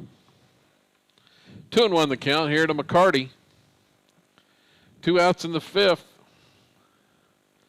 Sano has plated 2 more. In line for the run roll. They can finish this off in the bottom of the inning. That one's outside. 3-1. And we'll see what if McCarty gets anything to hit here. Swung on and skied towards center field. Got under it a little bit, and Felipe makes the grab for the Eagles to end the inning. So the fly out to center. For Silo in the frame, 2 runs, 2 hits, nobody left. On to the bottom of the fifth inning. Rebels 3 outs away from the run roll in this one, leading Purdy 14-3.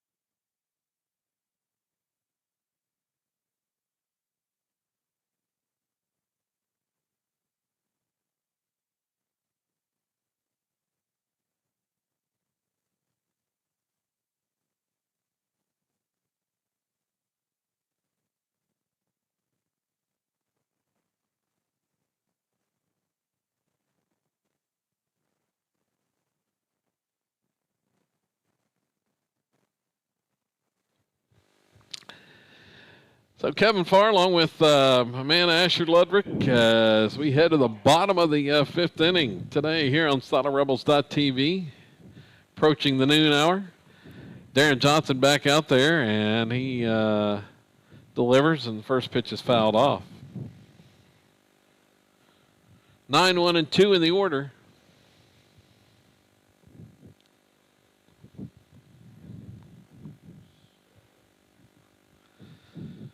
Aaron Roxton fires, and that one's low. 3 innings in relief for Darren today. Has allowed 1 run, 1 hit, no strikeouts, 1 walk. Has hit a couple of batters. That one misses outside. It's 2-1.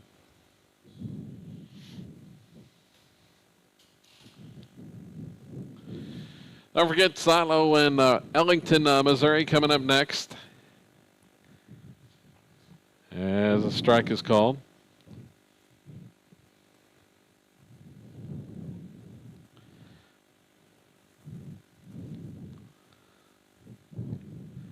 And a swing and a miss. Got him. Back to the top of the order now. Goetz is the hitter. We'll be back home on Monday. Rebels will be home to take on Rattan, another showdown. Could be top 5 showdown in the state. See when the rankings come out on Monday afternoon as that one's fouled. Rattan ranked 4th this week. Silo ranked 6th. Rebels had that win over third-ranked Worcester on Tuesday. Might move into the top 5, be right there with Rattan next week. That's a scheduled 5 o'clock start time on Monday at Billy Jack Bowen Field in Silo. 1-1 to count now. This one swung on and fouled off the left side. We'll be there for that one, me and Asher. You'll be there Monday, Asher? Mm-hmm. I will. No practice Monday? No. I think got 5th and 6th grade baseball on Monday, too. We'll have to see if we can get that on the air. As a swing and miss.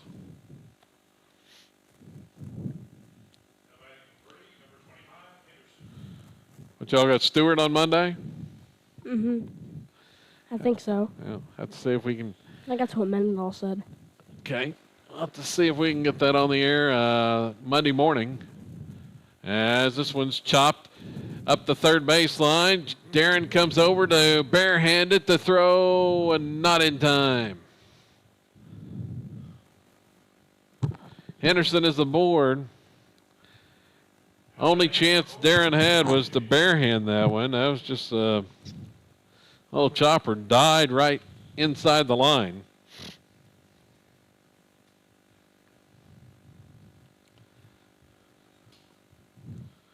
So Felipe, the batter, Jimmy Felipe, as the pitch from Johnson deflects off of House.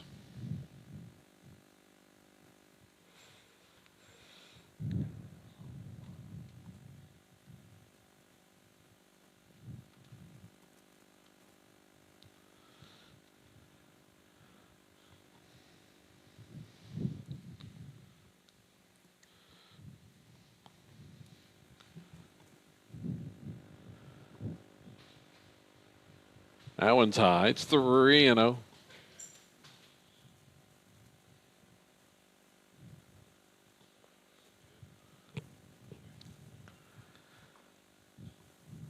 Darren rocks and fires, gets that one in there for a strike called.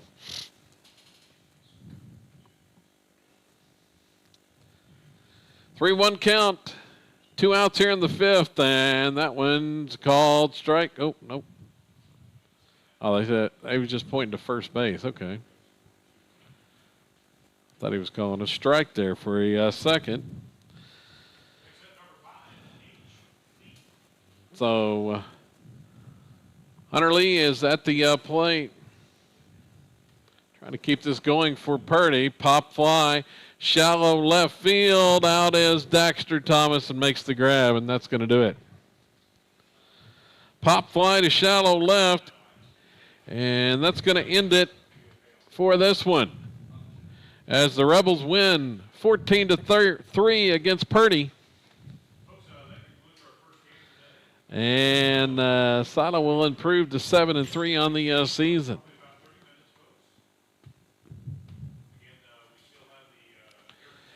Looking at the final numbers from this one, this run rule win. Let's see. Darren Johnson gets the win in relief. He goes 4 innings, allowed 1 run, 2 hits, struck out 2, walked 2, hit a couple, but picked up the win in relief of Sam Mendenhall, who left the game after getting hit by that liner. 2 runs, 1 earned on 3 hits, no strikeouts, no walks, hit a batter. Did Mendenhall in the game. At the plate, Silo swung it pretty well. 11 hits, 5 of those went for extra bases, led by Colby Smith. A pair of triples. He had an RBI. Charlie Gardner had a single and a triple. He had 2 RBIs. Brenton Salisbury had a couple hits and 3 RBIs. Sean Weaver, a single and a double and 1 RBI. Zane Sander had a hit and an RBI in the game. And let's see, Dexter Thomas had a hit, 2 RBIs. Sam Mendenhall had a double and 1 RBI for the Rebels. So Silo now 7-3 on the season. They'll face Ellington, Missouri, coming up next. About 30 minutes from now, about 12:15 or so, the scheduled start time. And we'll leave it on here for you and be back for that one as the Rebels conclude the Missouri road trip with Ellington next. And we'll have it for you here on SiloRebels.tv. So until then, for Asher, I'm Kevin Farr. Stay tuned.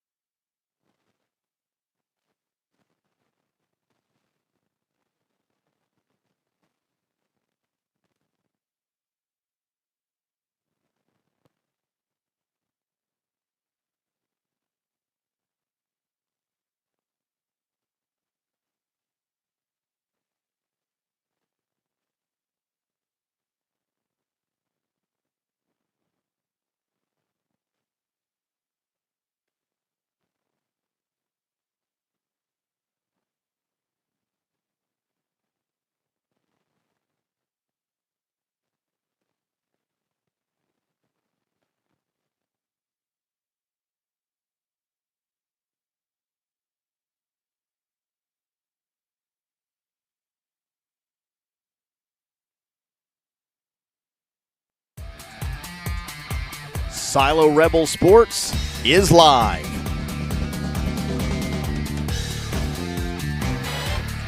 Rebel Red sponsors include C&D Cattle, First Texoma National Bank, Ford's Guide Service, Razor Blade Salon, Olivia's Jewelry, Texoma Ready Mix, Taco Casa, Roll-Offs, K&D Customs, Plumped Injectables and Beauty Box, Parker and Mitchell Heating and Cooling, Crossing Arrows Hot Shot, First United, Rebel Nutrition, Hot Shots Coffee, S&L Collision Center, Red River Pet Resort. Rebel Red sponsors also include All Seasons Contracting, Triple Threat Baseball Club, Texoma Pit Stop, and Real Fishing Guide Service.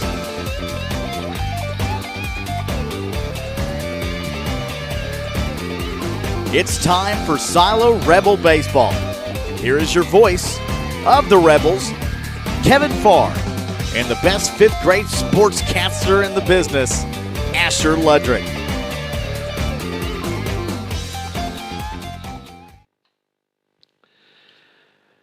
And hi again, everybody. It's Silo Rebels baseball this afternoon as we are live from Sky Bacon Stadium in Ozark, Missouri. Kevin Farr along with my man Asher as the Rebels get ready to take on the Ellington Whippets in this final game of the trip for the Rebels. After going 2-1 in the first three contests, a loss to Licking yesterday in game one, but the Rebels back-to-back run rule wins as they were 14-3 winners in the earlier contest over Purdy this afternoon. So the Rebels against Ellington. We'll see who the home team is here shortly for this contest. Silo tries to improve to 8-3 on the season. That earlier contest, extra base hits for the Rebels as they finally got the bats going with some extra base hits. 5 extra base hits in that contest, including 3 triples, and a pair of doubles. So see if the Rebels can make that happen once again in this contest. For the Rebels, it's going to be the freshman right-hander headed to the mound for his first career start. It's Blaine Beecham making the first start of his career on the mound here this afternoon. The freshman for Silo going to get the assignment here against Ellington today. And we'll give you that Rebel lineup here in just a few moments as the coaches out there, Coach Jeff Coate and the Ellington coach out there as well, talking things over, going over ground rules and such before the start of this afternoon's contest. As I mentioned during our first game today, Ellington, they had a late night here at the ballpark. 12:53 is when their game ended. They had the nightcap of yesterday's action here, and it finally ended at 12:53 this morning. So maybe not as much sleep as you would hope for the Whippets after their return home late last night. After that game, their final game lasted till nearly 1 a.m. So let's see.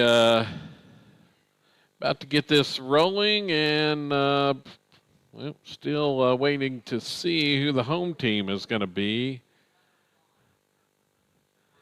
after the coin flip with the umpires. It looks like the Rebels are about to take the field, so it looks like Silo's going to be the home team.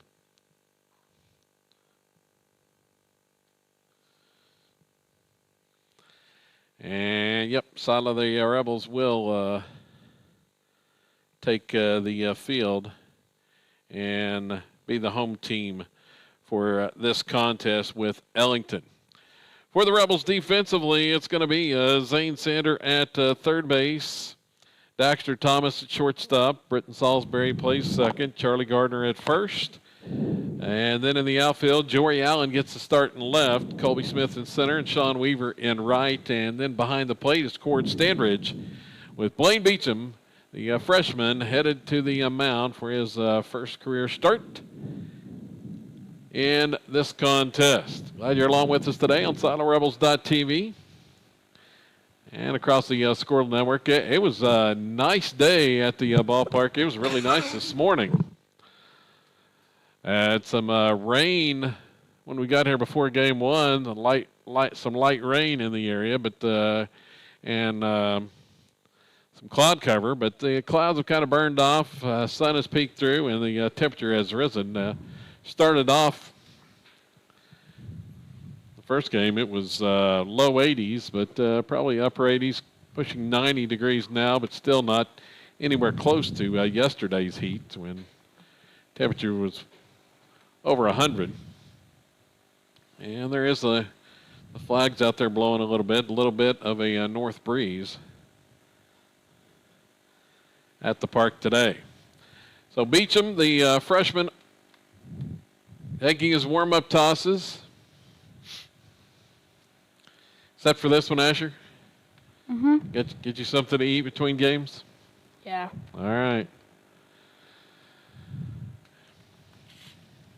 And let's see, Ellington, it's going to be tough to see their, I got a glare. Brock Morey will be the batter. So Morey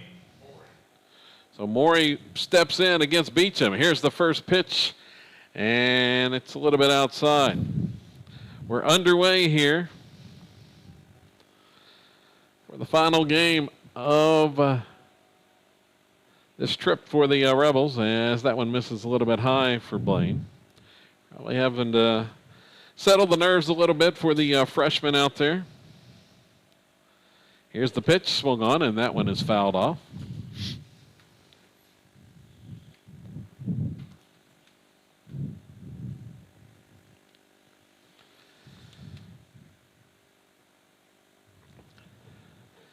Now ready to go on the 2-1 to Morey. Swung on, popped up.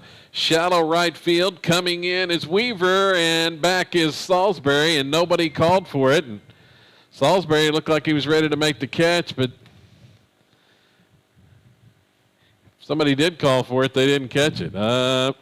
Miscommunication out there in the outfield, and we're going to have already a substitute. Making a change. Yep, going to be two changes. I think they're changing second base and right field already after the first batter of the game. Weaver and Salisbury are both out. It's going to be Hoff-Weil in at second base.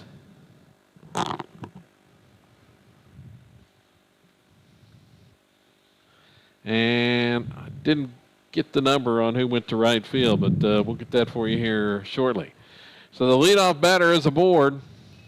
And this one, a flare to the right side. Caught by Wild, throw to first a little bit wide as they tried to double off Morey.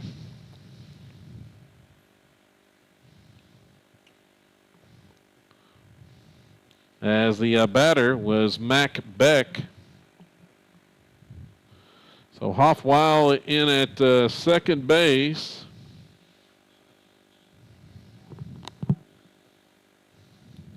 Beck pops out there, the pitcher, as there's a strike called.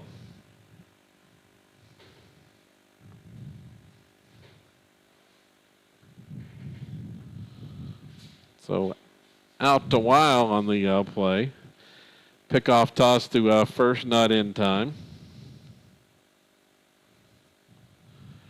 Ray Morrissey is the batter.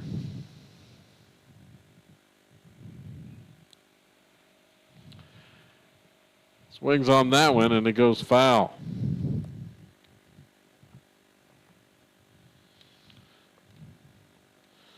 So a quick change by Coach Jeffcoat as he goes to the bench here in the first inning.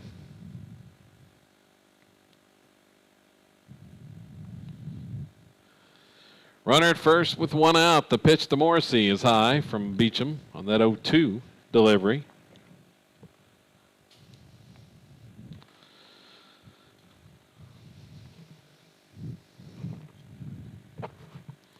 Another toss over there to first base. Back in safely.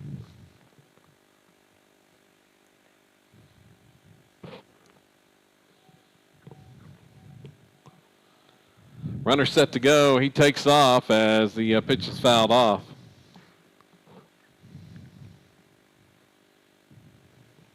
So I guess Casey Spaulding out there in right field.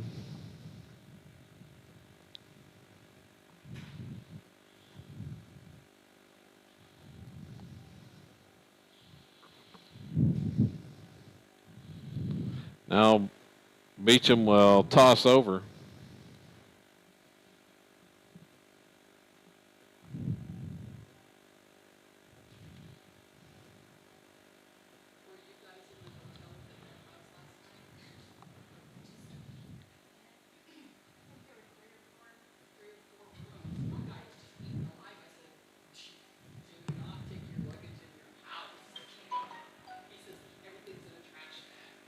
The 1-2 pitch, swing and a miss as Beecham gets the strikeout.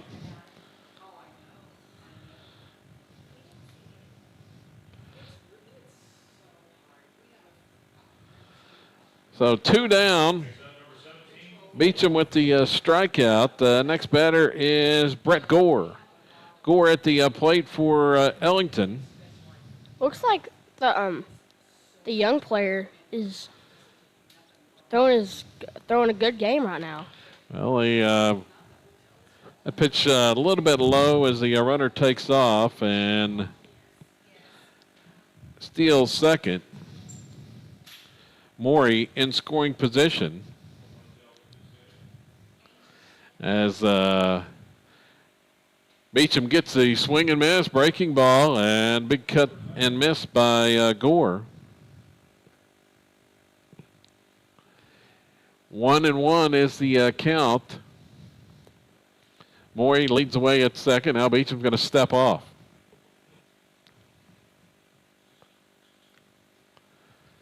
Blaine checks the sign. Comes the pitch. That one's fouled at the plate. So ahead in the count at 1-2.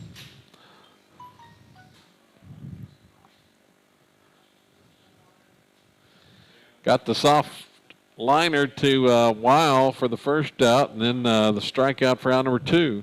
Here's the next pitch. Runner goes, swing and miss. They got him to chase the high one there, and the Rebels get out of the inning with the runner in scoring position. For Ellington, no runs, a hit, and one man left on base. We head to the bottom of the first inning. Ellington nothing, and Silo coming to bat when we come back here on SiloRebels.tv.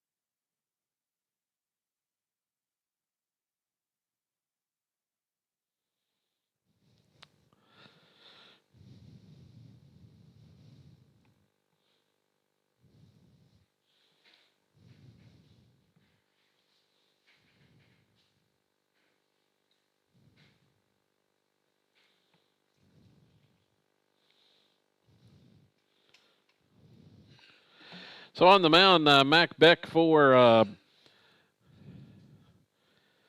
Ellington. Zane Sander will start things for the Rebels here. In the first inning, Sander came in to today's action hitting at .621, leading the team offensively, and he had a hit in game one. Watches the first pitch from Beck for a ball there. Sander went 1 for 3 in game one, had an RBI. Here's the next one, and misses inside low. 2-0 from Beck. Right-hander rocks and fires and gets a strike called. Off-speed pitch that time.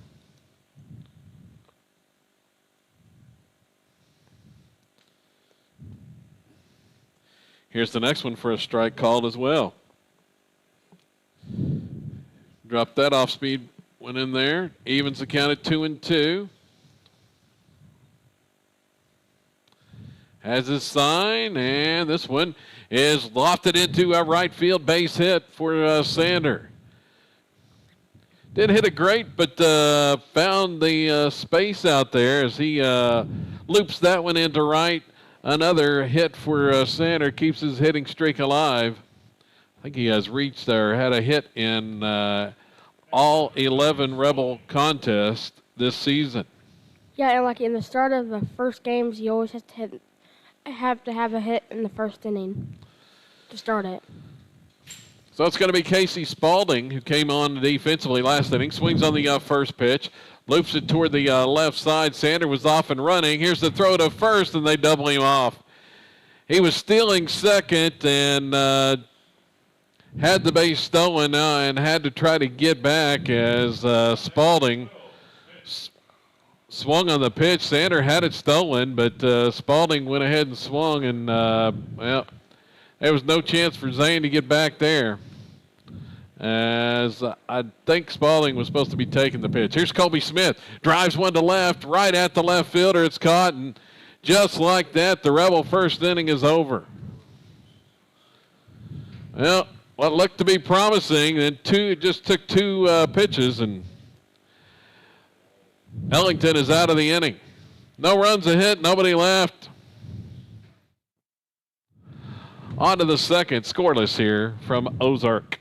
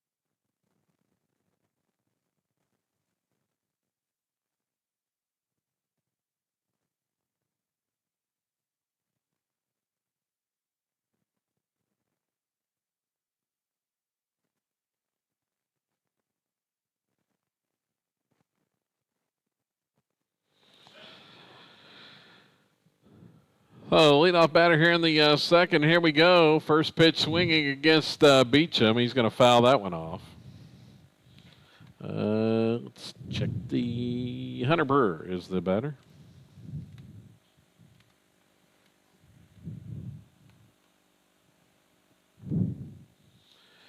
New right fielder in is Jackson Beza.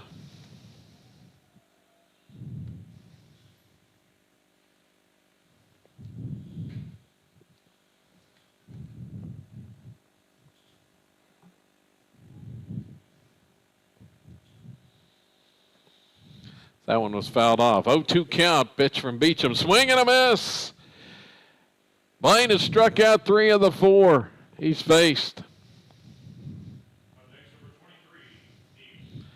The freshman dealing here in his first career start. Here's the first pitch to the next batter. It misses high and away. Lucius Neal.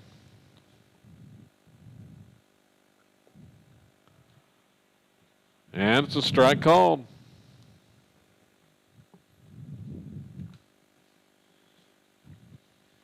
He's not throwing bad on his first game. Blaine's dealing. There's a breaking ball for a strike. Got it working today. Here's the pitch, and it misses high and away. Tried to get him to chase on that 2-2.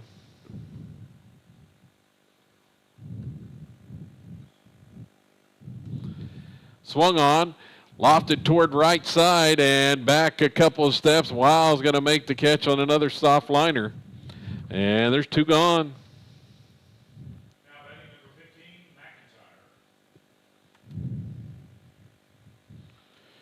McIntyre. 2 quick outs here in the second for Beecham.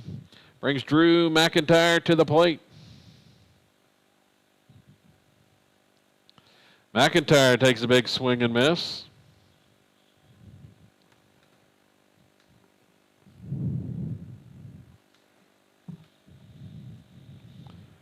Now, Beecham was ready to roll, and the batter takes time. He was in mid-delivery, and there's a pitch high for a ball.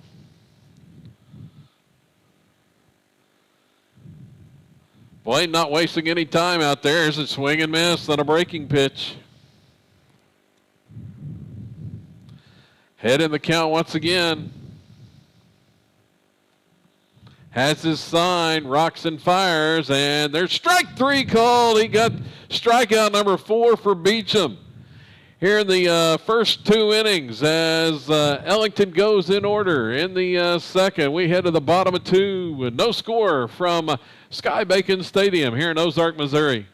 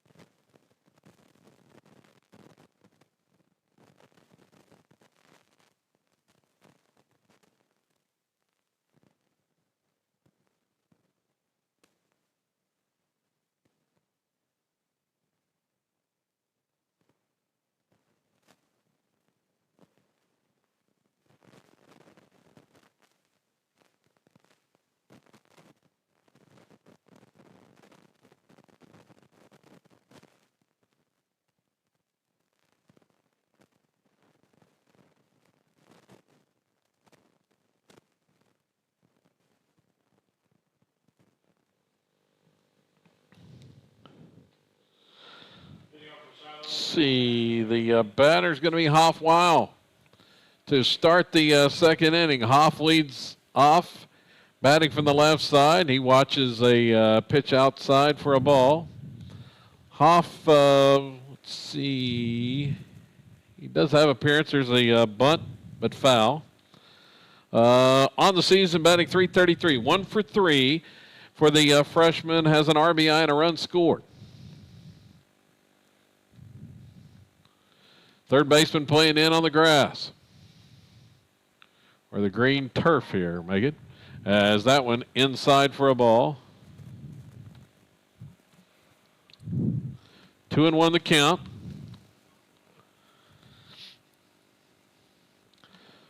While trying to get something started, get the leadoff batter aboard. The Rebels have had the leadoff aboard almost every inning. Here's a ball pulled down the right field line. Rolling to the corner. Extra bases for Weil. He's headed for second and on to third. It's going to be a triple for Huff Weil to start the second inning. The freshman with his first extra base hit. That was his best hit of the year so far. Pulled it down the right side. The right fielder was giving chase. Took a bad angle, and Huff legs that one into a triple down into the right field corner.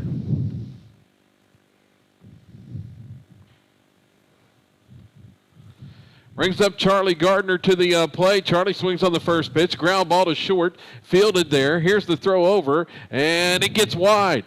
The throw is errant. Gardner's headed for second base. Run scores. The Rebels have taken the lead. Gardner picks up the RBI. The throw looked like it had him beat at first base, but it got away. Charlie advances on to second base. Cord Standridge, the next batter. He squares and bunts down the third baseline. It's a nice bunt, but it's rolling foul. Just couldn't quite keep it fair. Down the line that time.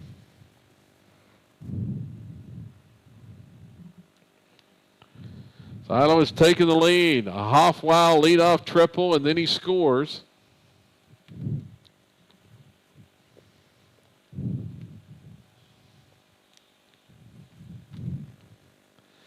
See what they're doing here. Corners in. Standridge tries the bunt again and fouls it off. It's 0-2. Standridge, the sophomore, getting the start behind the plate in this contest.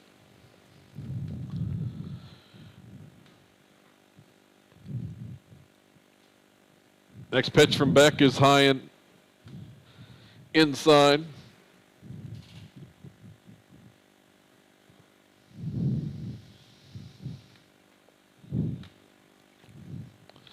One-two count. There's the pitch. Bounces. Here's Gardner headed to third on the wild pitch. Now he's just 90 feet away for Standridge here. Cord, 667 average. He's 4 for 6 on the season. No RBIs though, but there's one through the second baseman's legs into right field. Standridge motoring on to second base, slides in safely as he was hustling out of the box. That one got between the legs of the second baseman, and Standridge ends up at second. Gets an RBI. Rebels lead 2-0. Here comes Jake Langley out to run. Nice hustle play there by Standridge to make it all the way to second base on that ground ball.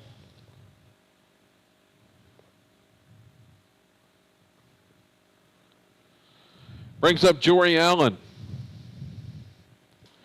And Jory watches the pitch low and away.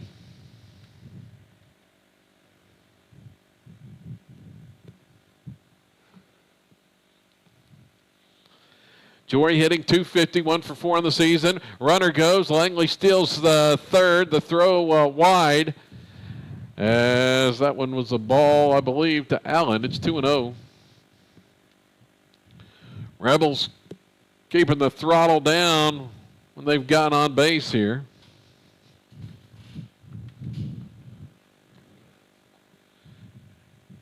And there's a strike called. Ran into some bad luck in the last inning. Sander had the base stolen and got doubled off when they popped out. As that one bounces and not far enough for Langley to advance. 3-1 count. Here's the pitch, swung on by Allen and pulled foul.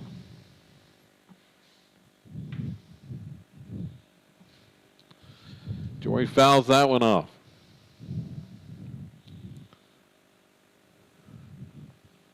Here's the payoff pitch, and that one gets by the catcher to the backstop. It's ball 4. Run's going to come in. Rebels lead it now 3-0. And here's a toss to first as Allen started towards second. They nearly threw that one into the right field corner. Now batting number 6, Thomas. Langley scores on the wild pitch. Allen is aboard. Daxter Thomas at the plate. The pitch to Daxter is up and in.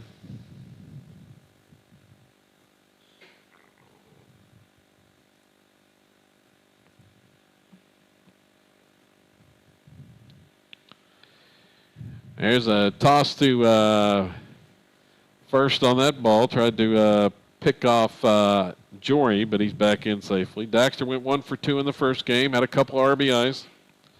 Here's the pitch as Allen's on the move. It's strike called safely then at second base. Now he motors on to third as the throw gets by, and Jory with the steal and on to third base on the error. And there's still no outs. Looks like the Rebels are doing something here to try to get a big lead in front of Ellington. Well, they looked like they were going to break it open in the first before just some bad fortune there. As here's the pitch, and it's inside to Daxter. It's 3-1.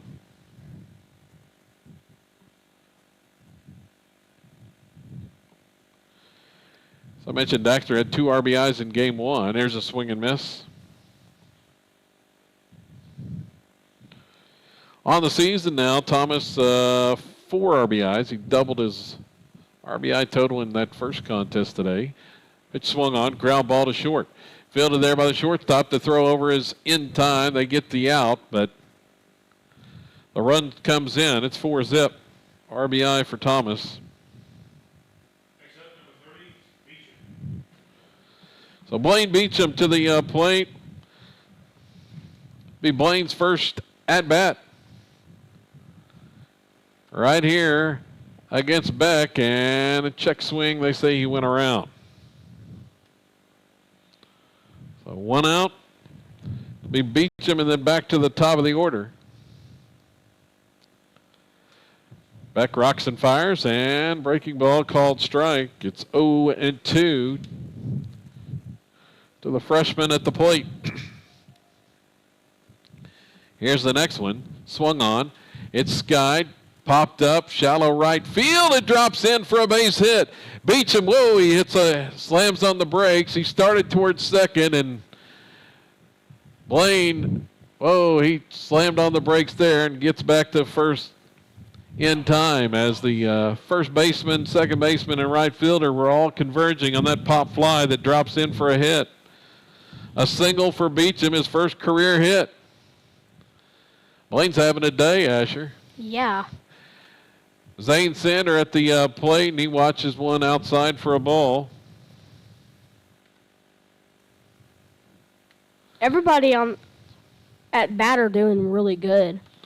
Like, they mostly got hits. Like, most of them got hits. Some got walked, but maybe 2 or 3 maybe got out. But after all, it ain't that bad. Courtesy runner at first base is going to be Jace Hastings out there to run at first base for Beecham.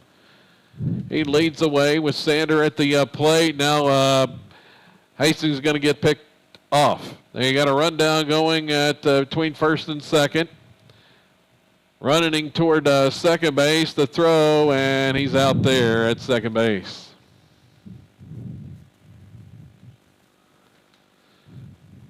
Pitch was a ball. Catcher threw to first, and they end up picking the runner off. Hastings out on the play. Swung on, and that one's fouled off by Sander.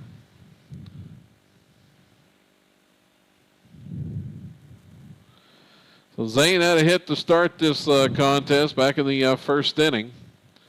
Was doubled off. Here's a hard ground ball to short. Fielded nicely there, and the throw over is in time. Morrissey with the grab at short and the nice throw, and that'll end the inning for the Rebels. in the second, but not before they score 4 runs on a couple of hits. There were 3 Ellington errors in the inning. And as we move to the third inning, it's Silo 4 and Ellington nothing.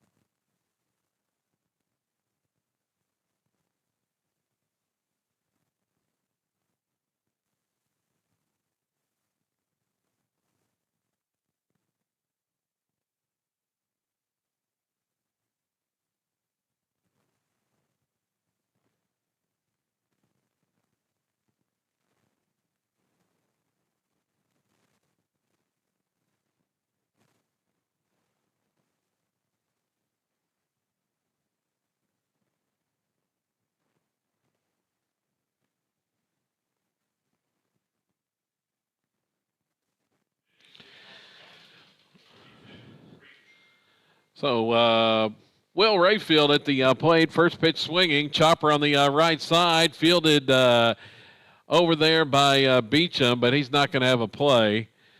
It was a chopper toward third, or excuse me, on the left side. Toward third, Beecham came off the mound and got over there, and like he may have collided with Zane Sander, but I don't think anybody was going to have a play on that one.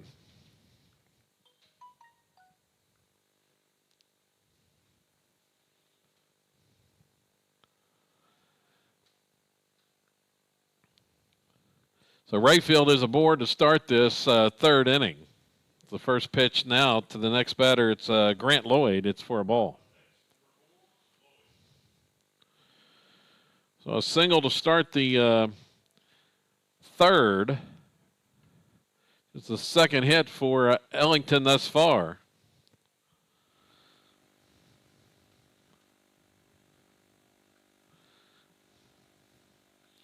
One and 0. Next pitch, swing and a miss.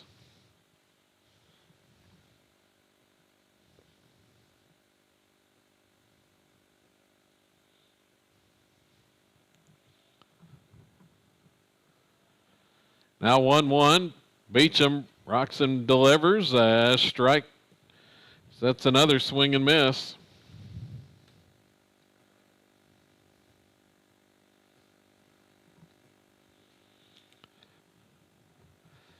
Toss to first, not in time. A little bit of irony here on the broadcast. Blaine Beecham on the mound. He just hit in the last inning, got his first career hit as that pitch fouled off.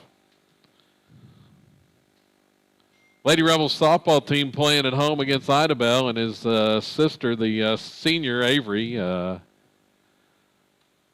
ironically got a hit almost identical time as Blaine did in that last inning in the Lady Rebels game against Idabel. Here's a ground ball hit to second. Wow goes to the bag for one, on to first, double play as Wild to Thomas and on to first. The Rebels turn 2 on the double play ground ball.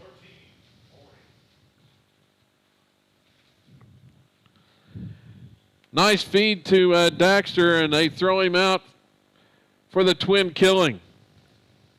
Yeah, Dexter's a pretty good infielder. He got some double plays and some plays out at second and first. A swing and a miss. Here's the next one from Blaine, just missed outside.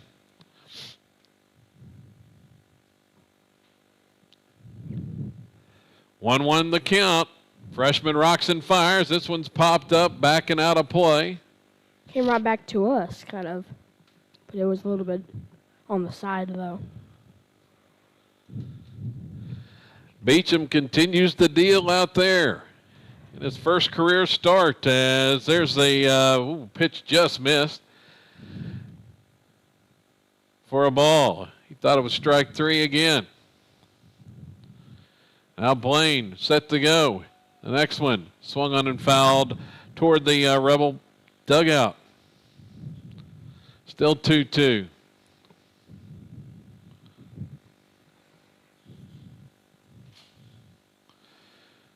Silo the home team for this one.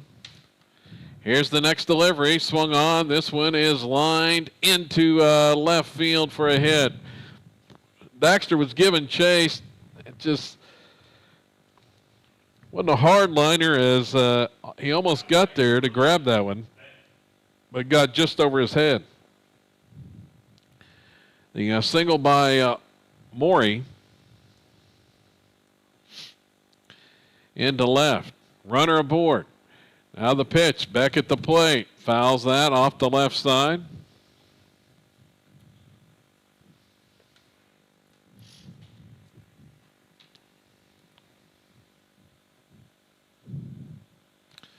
It's 0-1 on the count to the batter Beck.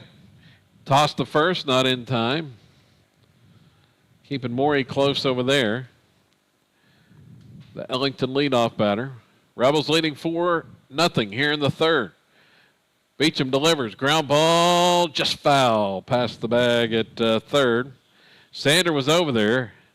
He fielded it, but was ready to throw, but it was called foul.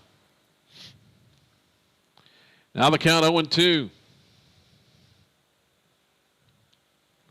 Blaine with another toss. The first, they've got him picked off. Beecham to Gardner. Gives it up to Daxter here. Now the throw goes to Beecham with the tag on the out. They got him picked off to end the inning. 3 scoreless for the freshman on the mound. And we go to the bottom of the third. Silo leading 4-0 here from Sky Bacon Stadium in Ozark, Missouri.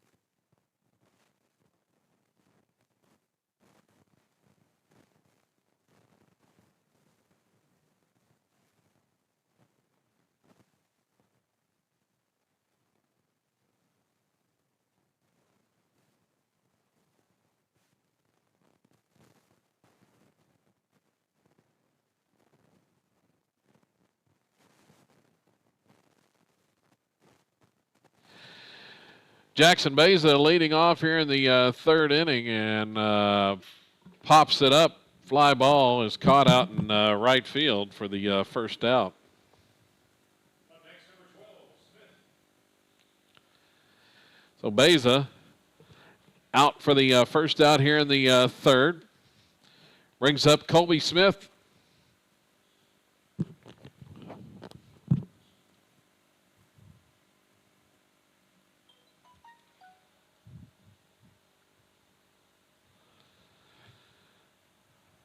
Strike called there.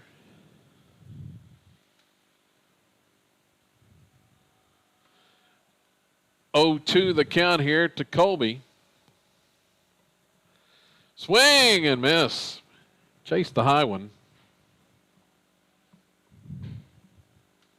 Up next, number 16, Wheel. So the first 2 outs quickly. That's Weil, actually. Hoff, Weil back to the plate, and Hoff had the triple down into the right field corner to get the Rebels started back in the second. Swings and misses on that one.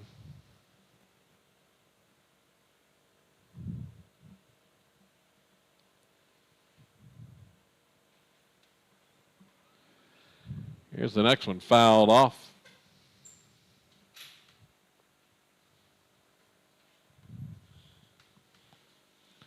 One and 2 the count. The pitch to Hoff, swung on, popped up on the infield. Beck calls everybody off and makes the grab for the third out. The Rebels go quietly here in the third. No runs, no hits, nobody left. On to the fourth inning. Silo 4, Ellington nothing when we come back.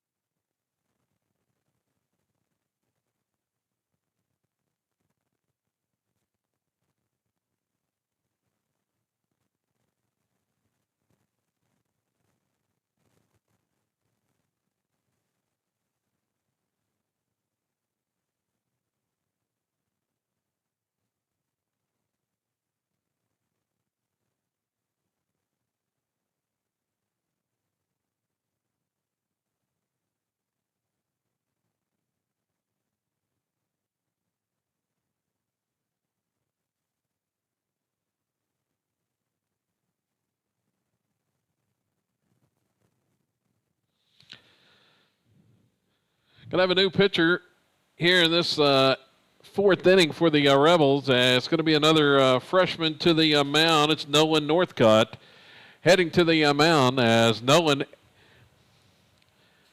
going to make his first varsity appearance as well, just like Beecham did. So Beecham is done on the mound after 3 stellar innings to start this contest.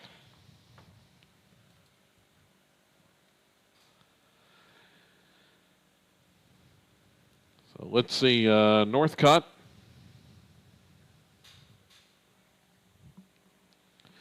On to pitch.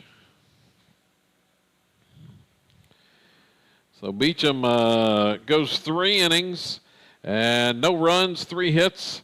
He struck out 4 and did not walk anybody. Just dynamite debut by Beecham in the start of this one. Now Northcott to the mound. See what this freshman can do. As he rocks and fires, and he gets a foul ball on the first pitch.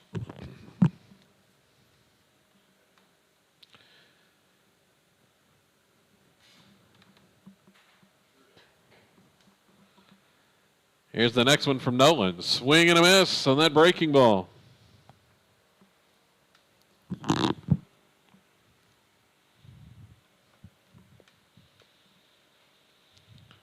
Oh, 2 upstairs. Tried to get him to chase there. Here comes the Northcott delivery, and it's just outside. Snagged there by Standridge, the catcher.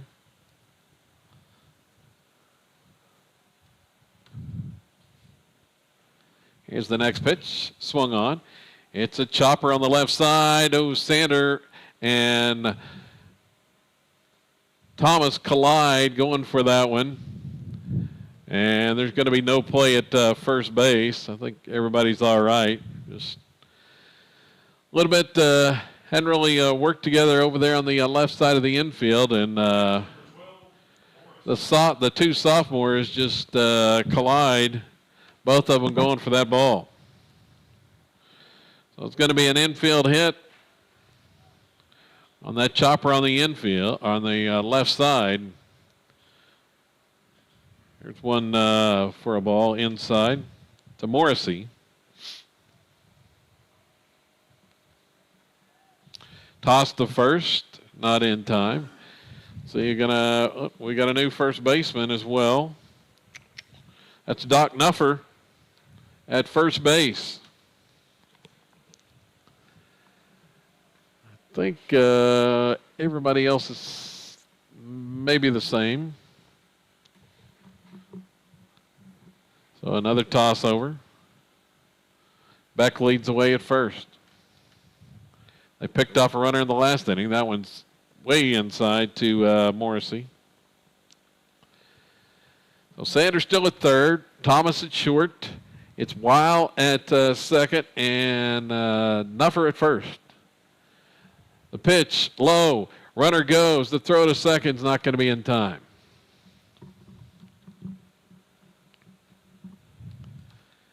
So 3-0 count. Beck steals the bag at second. Pitch from Northcott.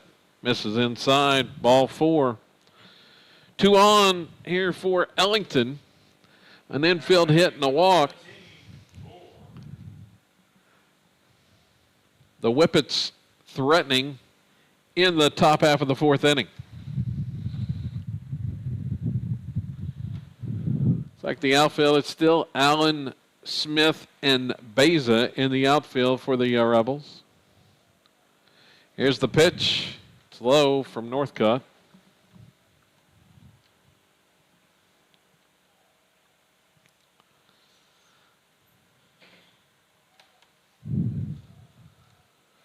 Nolan delivers there. It's another chopper left side through the hole, base hit.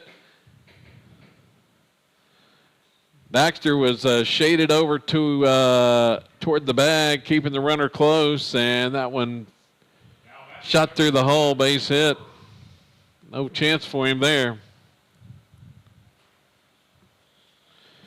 So the bases are loaded. Tying run comes to the plate. It's Hunter Brewer.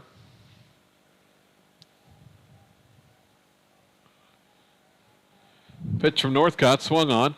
Flair on the infield. Bounces to Daxter, goes to second for one, and then, Hoff started to throw to first, but Thomas stopped him and told him to throw to third, and the runner's safe at the corners. Well, still.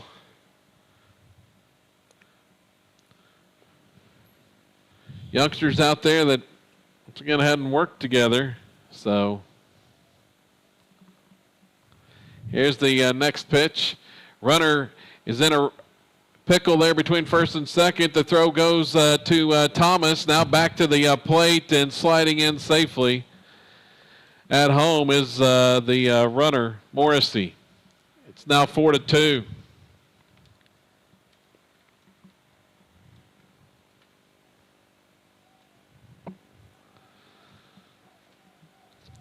Actually, had the score on the wrong side there. 4-2, Silo over Ellington.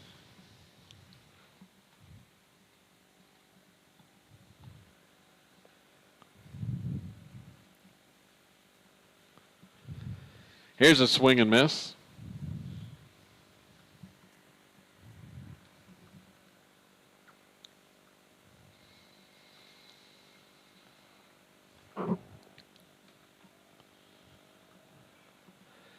That one's fouled off.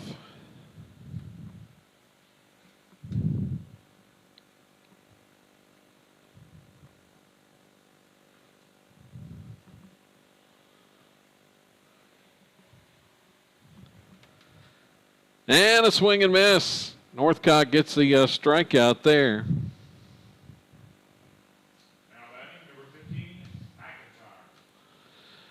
So that's going to bring up Drew McIntyre. 2 outs here in the 4th.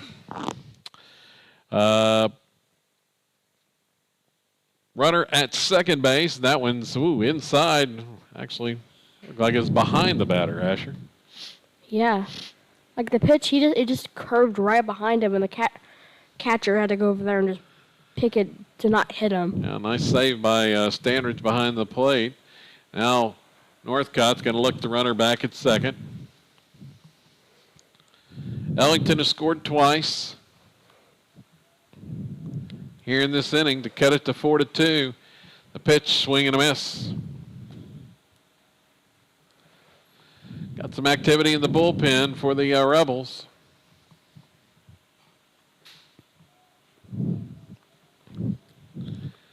Once again, the pitch home, swung on. Sky to center field. Back a few steps is Colby Smith and makes the grab. Fly out to center to end the inning. So the Rebels, a couple of defensive miscues, you could say, there in that inning. But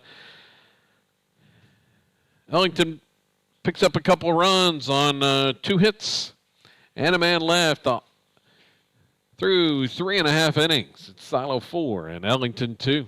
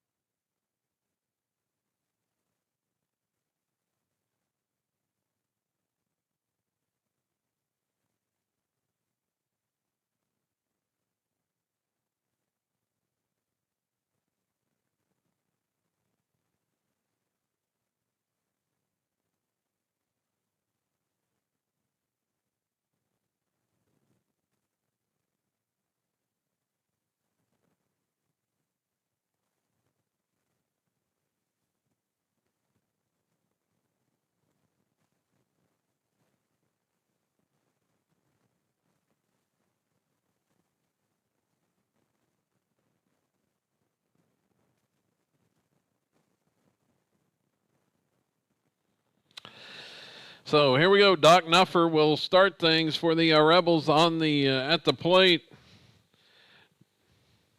First varsity at bat for Doc, and he watches that pitch inside. The big right-hander. Back on the mound. Here's the pitch to Doc, and it's a strike call, that breaking ball.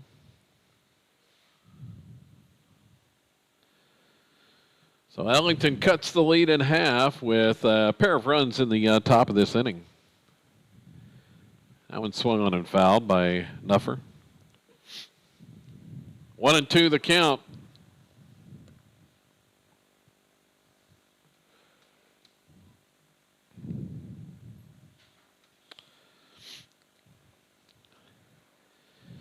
Beck delivers home. That one's pulled foul. Right to Eddie Jeffcoat, who fields it on a hop and tosses back to the pitcher. Next delivery, swing and a miss. Took something off that one, and Doc goes down swinging. One down, Cord Standridge to the plate.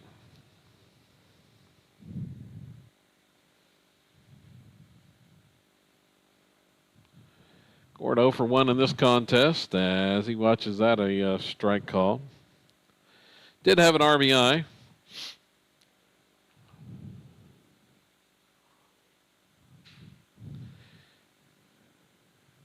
Next one misses high.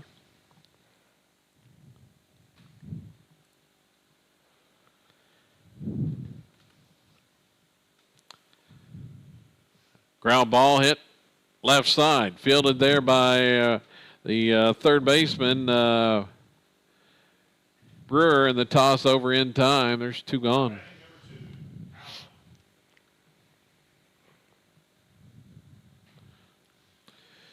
So 5 straight Rebels retired here. Jory Allen to bat, and Jory's hit by the pitch. hit by the first pitch he sees. Now we're going to have another pinch hitter. Looks like it's going to be Kelton Teal coming up to pinch hit. So Teal's going to get his shot right here, first AB.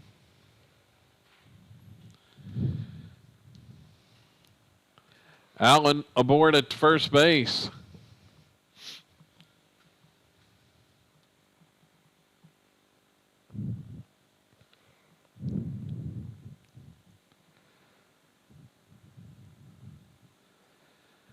So Teal at the plate, 2 outs here in the 4th. Runner goes, and sliding in safely is Jory Allen at second. The stolen base. Pitch was a ball.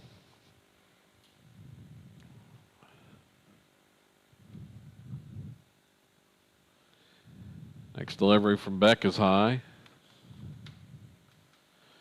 2-0 now to Kelton. This one lined right back at the pitcher. He had it for a second and drops it. Now they're going to say one umpire said it was a catch, one said it was not. The Whippets are running off the field. Kelton is trotting to first base. Umpires are out there near the mound discussing this. And what are they going to do here? Oh, they're going to say...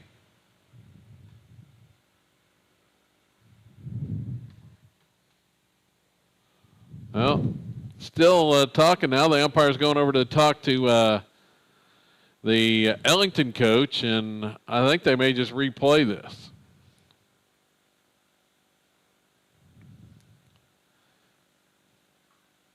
Must be going to replay it. And the Ellington coach, he's not happy about that.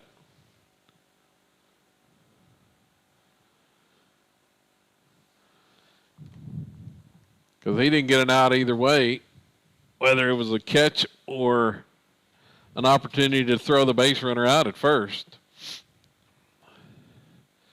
Still talking about it with the home plate umpire, and since the 2 umpires both signaled differently, they're going to replay, kind of like in football, replay the down here. 2-0 count.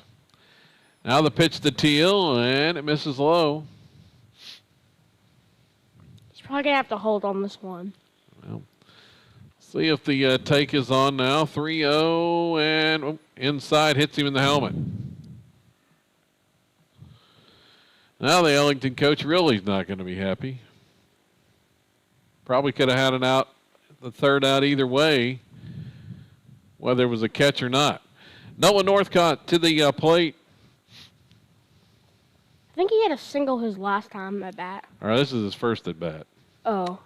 Now the runner goes, headed to second. Jory Allen are headed to third, and he's out.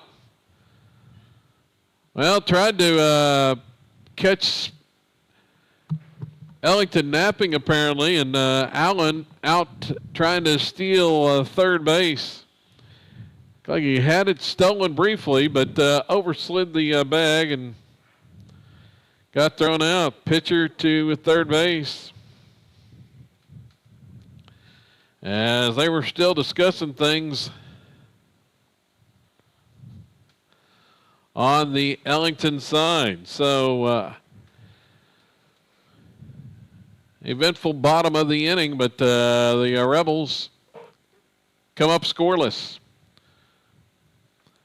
We head to the 5th. It's now Silo 4 and Ellington 2.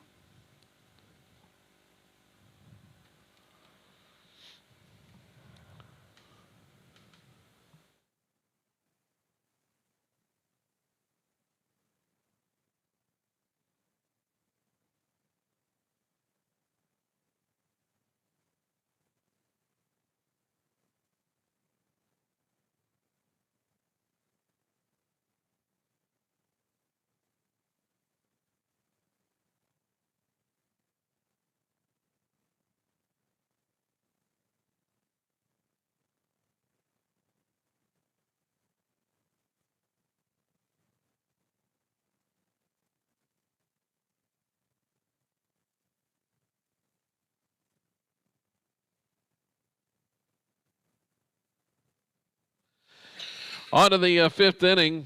8, 9, and 1 in the order, due up for Ellington here as Noah Northcott back on the mound for the Rebels as well,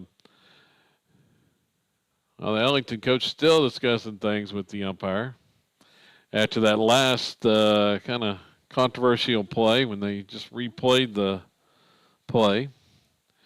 Here's the pitch from Northcott, and it's low to Rayfield. Will Rayfield, the batter. Next one from Nolan, and it's low for ball 2.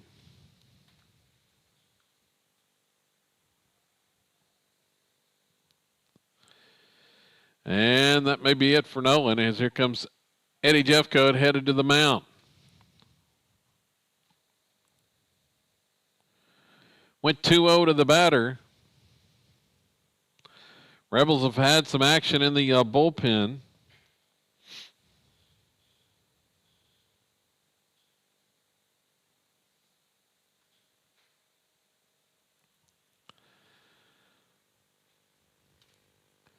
And we are going to have a pitching change.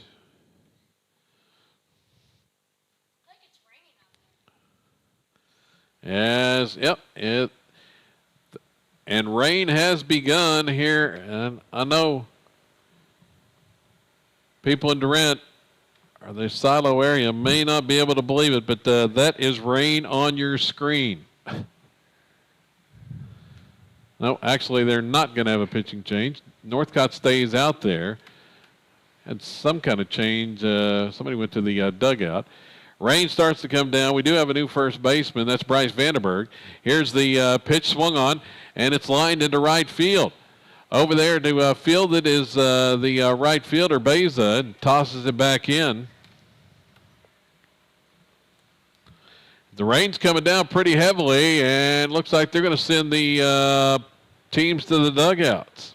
So just like that, a quick burst of rain, and people in the stands scurrying for some cover.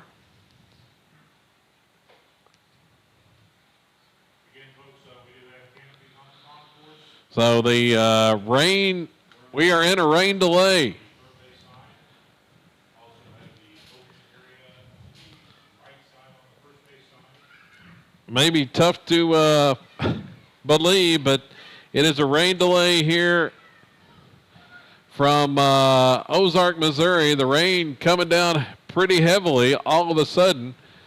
And we're in the midst of a rain delay here at the ballpark. Fifth inning, Silo leading Ellington 4-2. With a runner on here in the bottom of the fifth inning.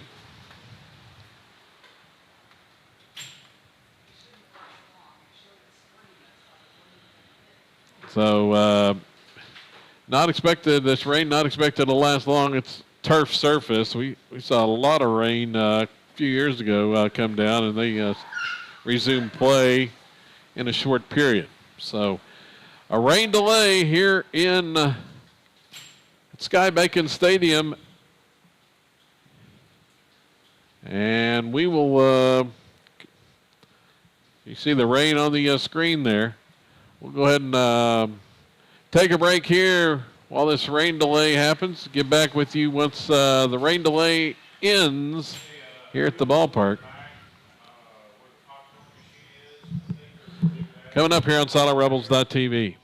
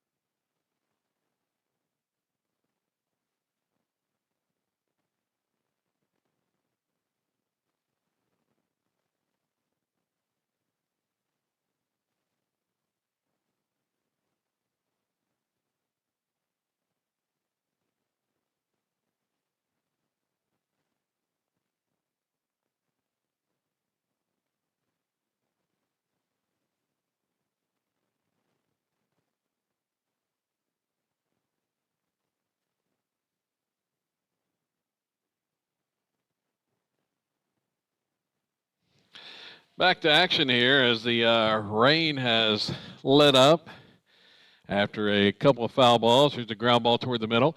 Tag attempt by Daxter, and he doesn't get an out.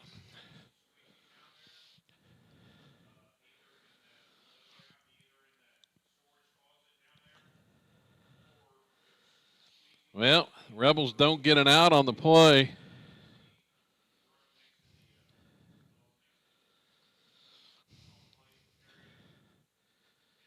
Got to make sure of an out there, but he was trying to get the tag and make the throw as well and didn't get either one. So the fielder's choice, here's a pop fly, right side. Beza has it, makes the catch. He throws it in. It's cut off there. Runner will advance to third, second and third, or first and third, excuse me.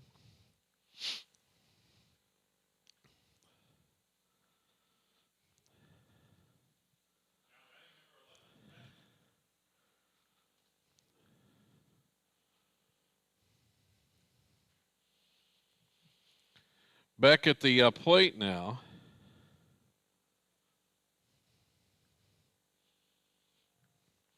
Swings on that one.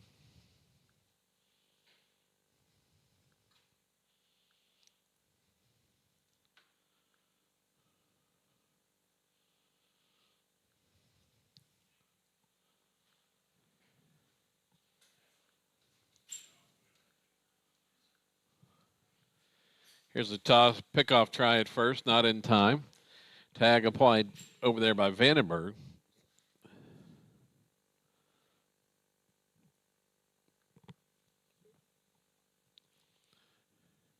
The 0-1, it bounces past Stanridge to the screen. The run's going to come in. It's 4-3. Tying run moves into scoring position at second.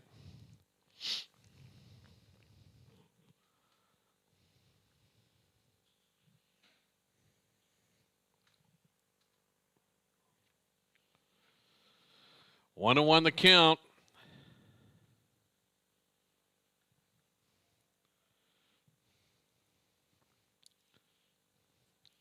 So that one misses as well.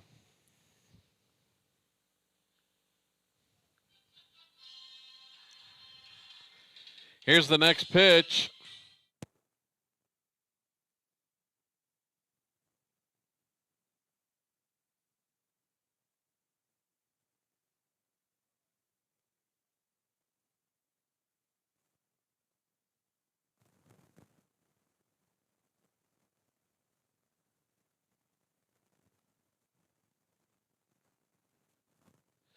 Fly ball to center is caught by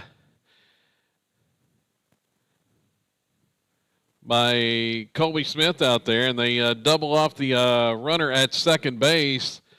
Said he left early before tagging to advance, so the Rebels get out of it without any further damage. But Ellington scores a run to cut it to 4-3 here in the fifth inning. 4-3 Rebels as we head to the bottom of 5 when we come back here on SidleRebels.tv.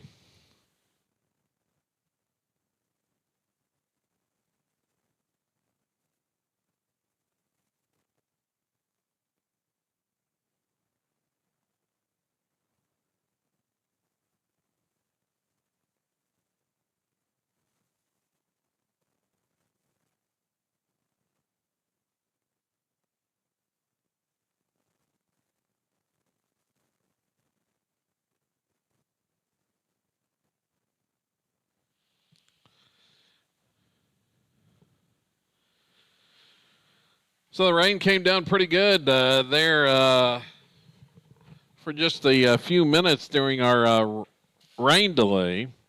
There caused some water to be standing now on the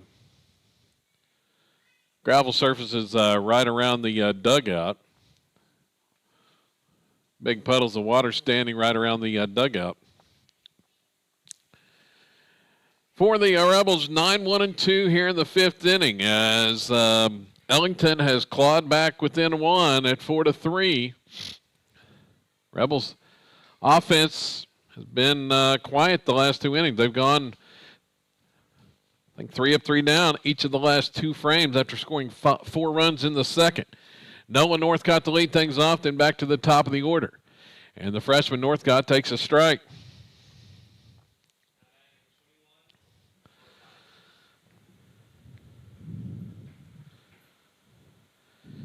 Here comes the pitch, and it misses low and away.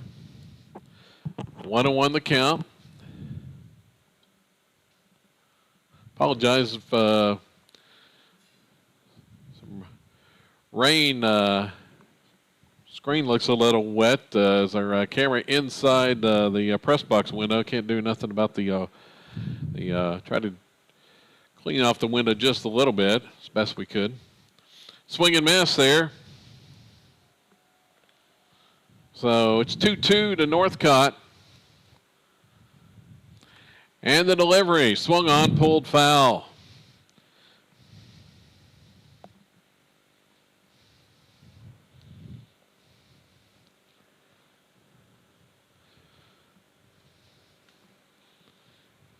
Beck's next pitch, at off speed, stayed up and in.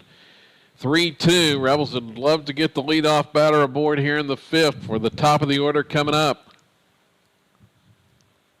Here's the next one, swung on, and it is pulled way foul, high foul ball into the dugout or the bullpen down there. Nolan was way out in front of that one, Asher. Yeah, that was hit really high. It was like in the sky. Here's one low and away in the dirt, gets to the backstop. Northcott going to reach on the walk. He's aboard to start the fifth inning. Rebels looking to add some insurance runs. It's Zane Sander back to the plate.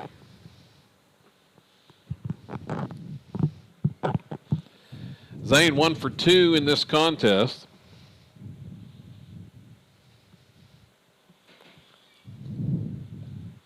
Watches the first one outside for a ball. Here comes Gabe Hernandez on the run for Northcott.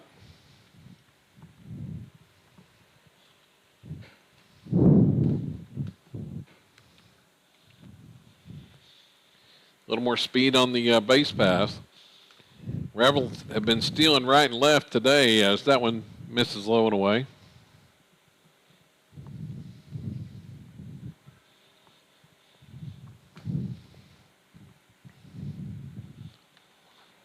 Three stolen bases in this contest. Here's the 2-0 to Sander, and it's low, ball 3.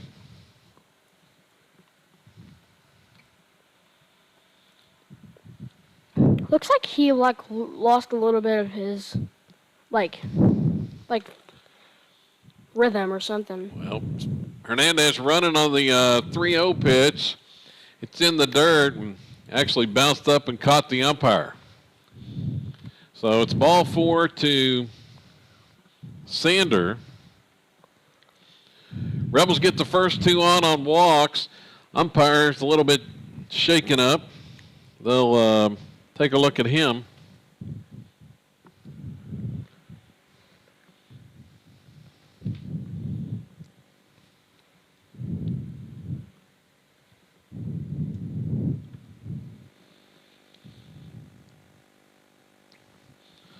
As Rebel assistant Jamie Hastings up there at the plate talking to the umpire as well. Now, may have something wrong with the, well, they're just going to take this time to give the umpire some time. Ellington coach out there to the mound to talk to his pitcher. Jackson Beza, the next batter, he goes and talks to Coach Jeffcoat. Beza came in as a defensive sub earlier. And let's see, Beza has one at bat, 0 for 1.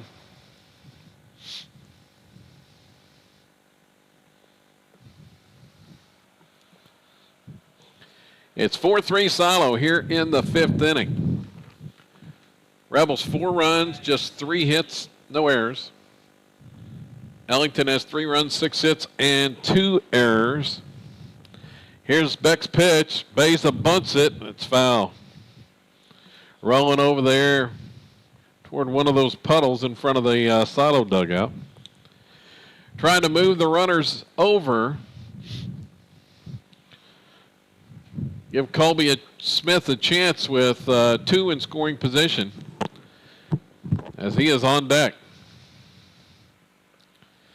Here's the next pitch to Beza. He bunts at it, comes up empty. The throw to third, not in time as the runners were going. And the throw looked like it beat Hernandez to third, but the tag apparently came up a little bit short. Beza went after the bunt, and I don't think Gabe was supposed to be running there. We're going to have another runner. So let's see. Beza 0-2 on the count. Hernandez stole the third, and Sander went on to second. So that pitch inside. Let's see. Strike 3 called to Beza.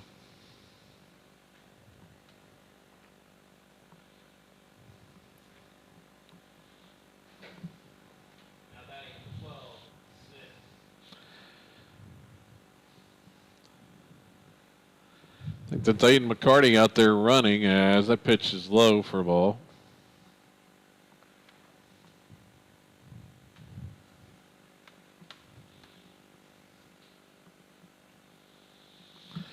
Colby up, 2 in scoring position, 1 out, swings on that one, chopper, left side, Fields throws, and not in time. The pitcher got over there and fielded it instead of letting it roll foul. Grabbed it and threw home, trying to beat the runner, but sliding in safely. And the Rebels have a run.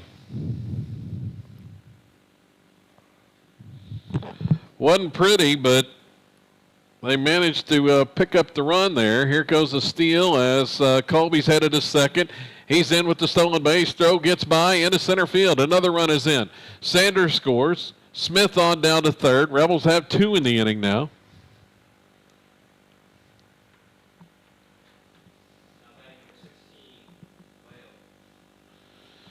So it's Hoffweil at the plate.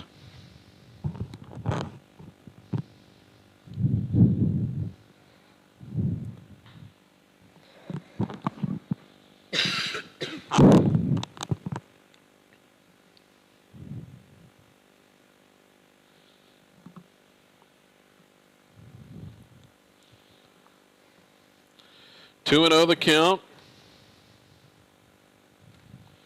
Here's the pitch, swung on, lined into right field, base hit.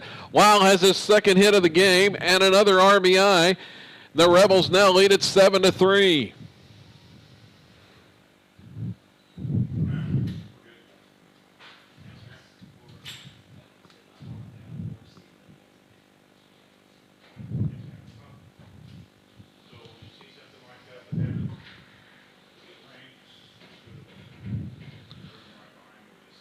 Bryce Vandenberg, the batter, is a snap throw to first. Weil is back in safely. So Hoff has another hit. He's got 2 in the contest. That line single to right field. Out there running at first base. Vandenberg is the batter. And the pitch. Weil's on the run. Called a strike. Here's the throw. Not in time. Hoff with his third stolen base of the season, I do believe. That is correct.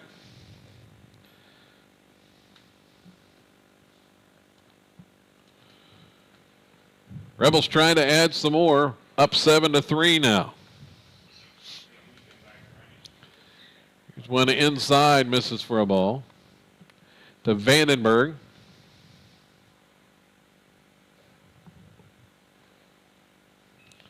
Swings on that one as Hoff was on the move and drills it into center field for a base hit. Vandenberg has his second hit of the season. Wild scores from second. The Rebels now lead it 8-3.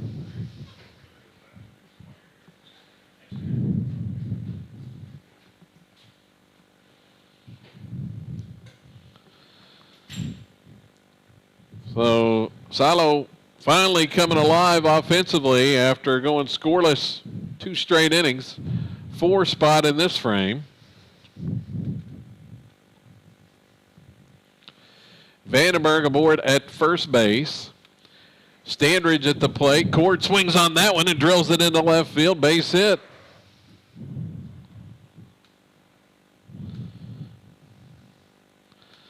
Well, they went 3 up and 3 down, 2 innings in a row, but the bats have come alive now. In the 5th inning, we're going to have a runner. Here comes Jake Langley out to run for Standridge out there at first base.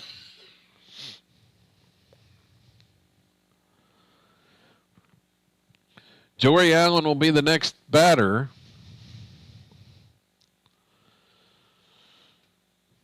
Jory, he has hit twice,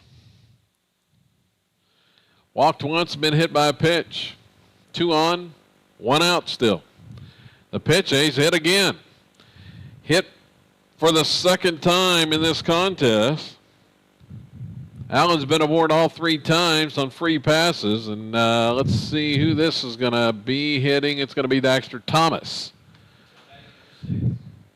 So Daxter will bat with 1 out. The bases loaded here in the 5th inning. Infield in. Thomas swinging away. High fly ball. Shallow left field. Out is the shortstop and makes the running catch over his shoulder for out number 2. Thomas pops out to Morrissey. 2 down. Here comes Northcott back to the plate. Nolan swings away. First pitch. Ground ball to short. Fielded there by Morrissey. The throw over's in time, and that's the inning. So 2 pitches gets him out of it. A pop out and a ground out. And the Rebels leave them loaded here in the 5th. But Silo scores 4 runs, 3 hits, 1 error, and has an 8-3 lead as we go to the 6th here from Sky Bacon Stadium in Ozark, Missouri.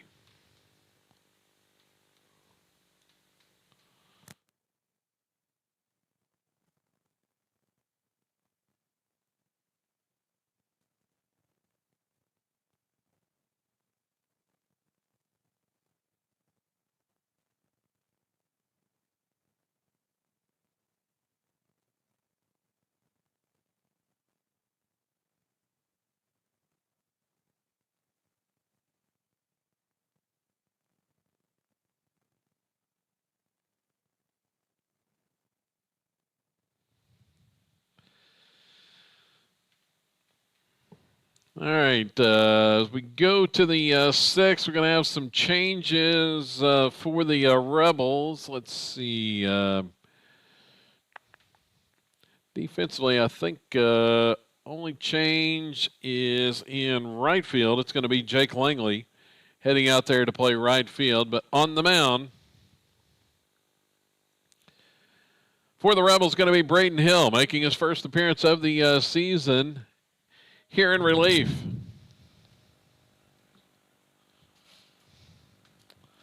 As Braden Hill, the junior, on to pitch here in the 6th. And he'll face 3, 4, and 5 in the order for Ellington.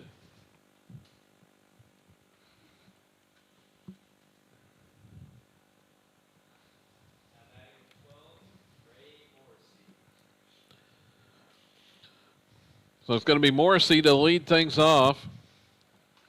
Ray Morrissey, who just came up with the last 2 outs there. He pop fly this one to right field, and Jake Langley immediately in the game has some action with the catch in right for out number 1. 1 pitch, 1 out for Braden Hill, the right-hander, junior.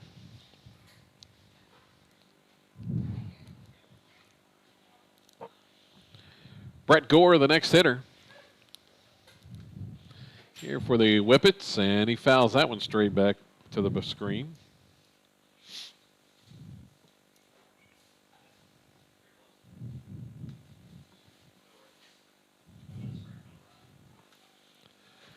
Hill rocks and fires, and that one's low, blocked by Standridge. Evens the count at 1-1.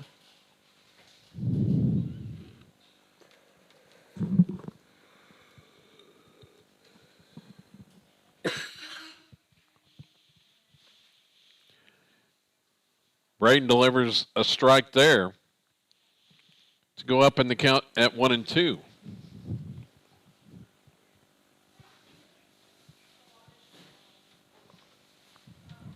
Swing and a miss.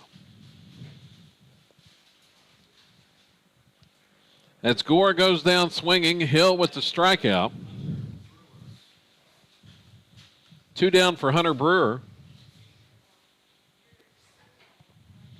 We're in the top of the 6th inning.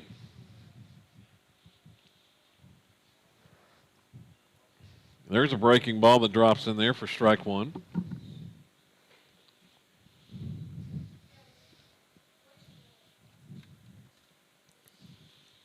Next one from Braden misses just outside.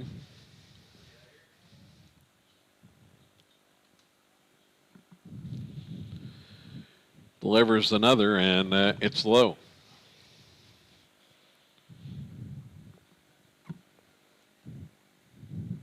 Could you believe it was some rain, Asher? Yeah, it wasn't even like 5 minutes. We hadn't seen any rain in a while. No. But I guarantee you it's not raining in Oklahoma right now. Highly doubtful. So the swing and a miss, it's 2-2. The pitch from Braden, swing and a miss. He got him on strikes. Second strikeout for Hill in the inning. And Ellington goes in order in the 6th. No runs, no hits. Nobody left on. 8-3 Silo going to the bottom of inning number 6. We come back here on SiloRebels.tv.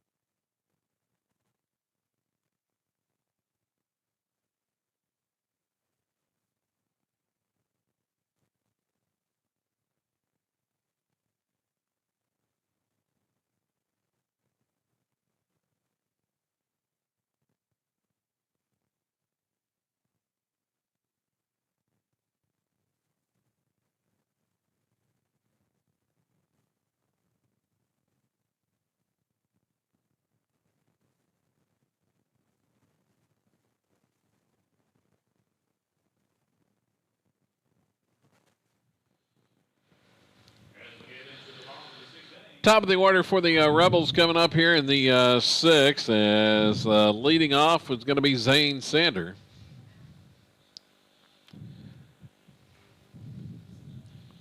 Zane 1 for 2 in this contest. He has a walk.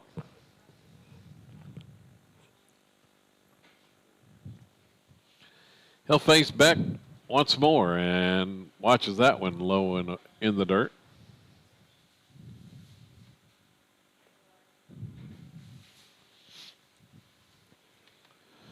On deck, looks like Jake Langley's going to get his first AB. Here's the next one to center. Pulled foul down into the bullpen. That was a rocket. Yeah, that was slammed to the bullpen. That hurts so bad if somebody was there. It almost hit somebody because I saw somebody warming up and pitching. Pitch misses low for a ball. 2-1 the count. Lady Rebels softball team dropped an 8-2 decision to Idabel in their district contest at home this afternoon. Be back in action next week. Here's one sliced into left field, base hit. Sander has his second hit of the game. And the leadoff aboard once again here in the 6th. I call him the leadoff man because he always leads off singles. He's done a pretty good job of doing that. Reaching base. Jake Langley, the batter. And Jake, his first at-bat for the freshman.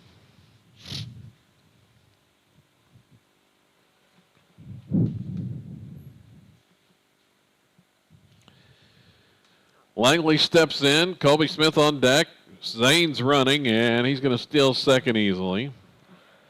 Chalk up another stolen base. He leads the team in that category as a strike on the pitch.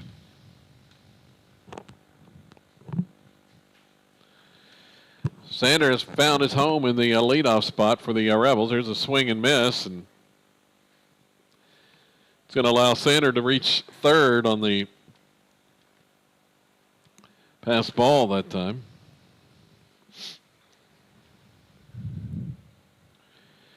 Now just 90 feet away down there at third base from adding another Rebel run here in the 6th.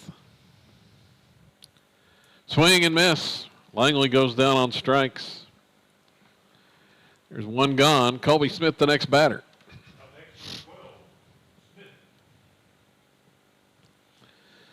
Colby 0 for 3 in this contest. That does have an RBI, however. That came in the last inning when he had that chopper on the infield that they, on the fielder's choice, they threw home. The 1-0 ground ball to short. Fielded there, Morrissey. He's going to first. Oh, the throw is errant. Smith's the board on the error. The run scores. It's 9-3.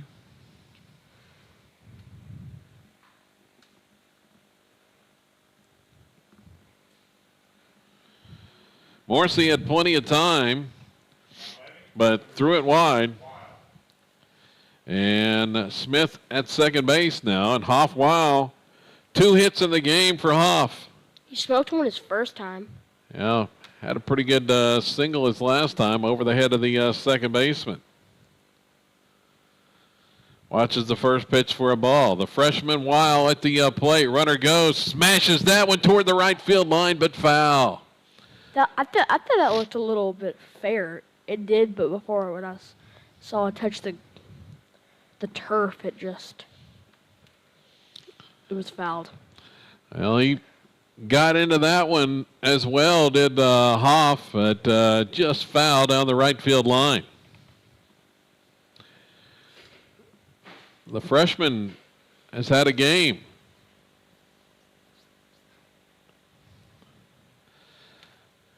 Came on off the bench in the back in the first inning. This one's popped up left side. It's going to get out of play.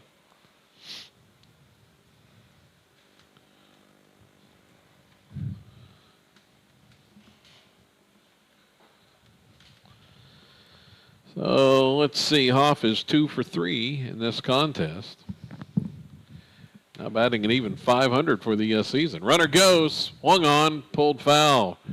Smith trying to steal third once again, and Hoff just keeps fouling him off with 2 strikes. He really probably wants to hit it. He just wants to get on base and see what type of hit he gets. Here's the next one, opposite field. It's going to drop in, base hit. Third hit of the game for Weil. This one's going for extra bases. Smith scores from second. Hoff has a double. He's got a single, a double, and a triple in this contest. He's only a homer away from the cycle, Asher. Yeah, the cycle. For the freshman, Hoff Weil. Yeah, he has a double, a triple, a single. He only needs a home run. Yeah. Probably not going to get a chance for that. Here's a chopper left side of the infield by Vandenberg. The first baseman comes up trying to field it and whiffs on the attempt, and Vandenberg's going to reach base. Probably one of the youngest kids in high school to hit a cycle if that happened. So Brewer commits the error there. Weil has to hold at second. Standridge at the plate with one out. It's 10-3. Ground ball, left side, past the third baseman into left field for a base hit. One run is in, and it's now 11-3. Weil scores on the single by Standridge.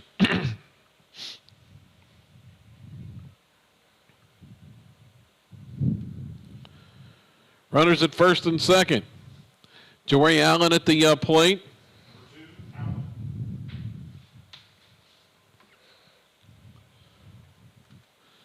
Runners go, and the pitch is low. I think he's like 3 for 3 because he probably got walked and hit 2 times. He's reached, he's got hit twice and walked once. So, he's been on base all 3 times. Here's the next one to Jory, and he fouls that one. I don't think he's really worried about getting a hit. I think the only thing he's worried about is probably just getting on base or something. That's like, and he just wants to score. Smart move, as that one nearly gets away from the catcher.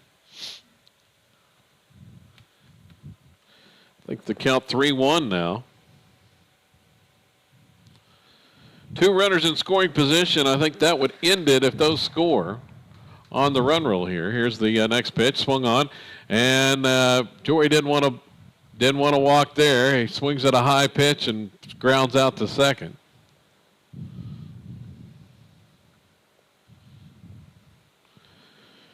So the ground out brings in a run. It's now 12-3, and the Whippets are going to make a pitching change. 2 outs here in the 6th. Silo has played at 4, and Ellington going to make a pitching change. They're not far from having a run roll or anything. I'll tell you about the new Ellington pitcher when we come back here on SiloRebels.tv.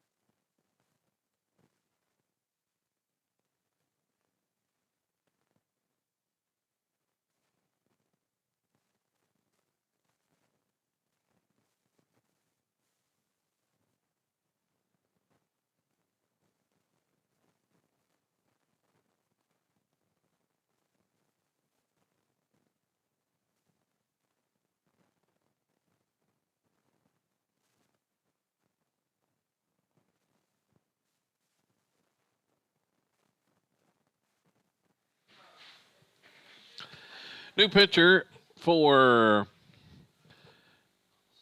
Ellington is going to be Grant Lloyd. Coming in to pitch here, 2 outs here in the 6th inning. Comes in from center field, and 2 outs. That runner gets home from third, probably be the game ender. Jarrett House, the pinch hit. He watches the strike call from the side-winding right-hander. So House at the plate. The next one from Lloyd, swung on, pulled, just foul down the left field line.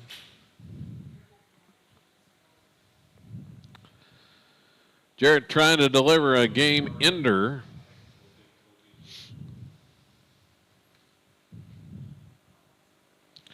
Lloyd comes set. Here's the pitch. Outside for a ball. This is the final game of the road trip for the Rebels.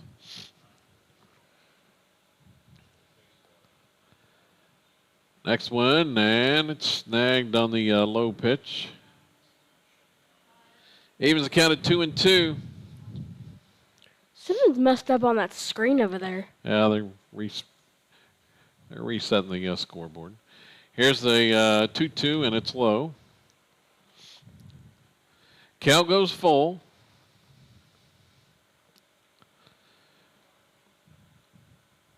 Two outs here in the sixth. Lloyd's pitch, and that's ball four. House draws the walk. Going to give Braden Hill a chance to hit.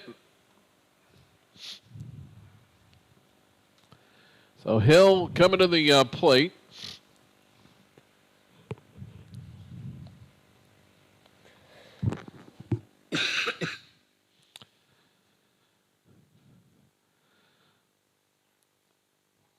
Pitch to Hill, swing and a miss, throw to third, not in time as Standridge is back in safely. Runner headed out to first base. Let's see, that is going to be Mason Wright. So right in to run. Next one to Hill's outside.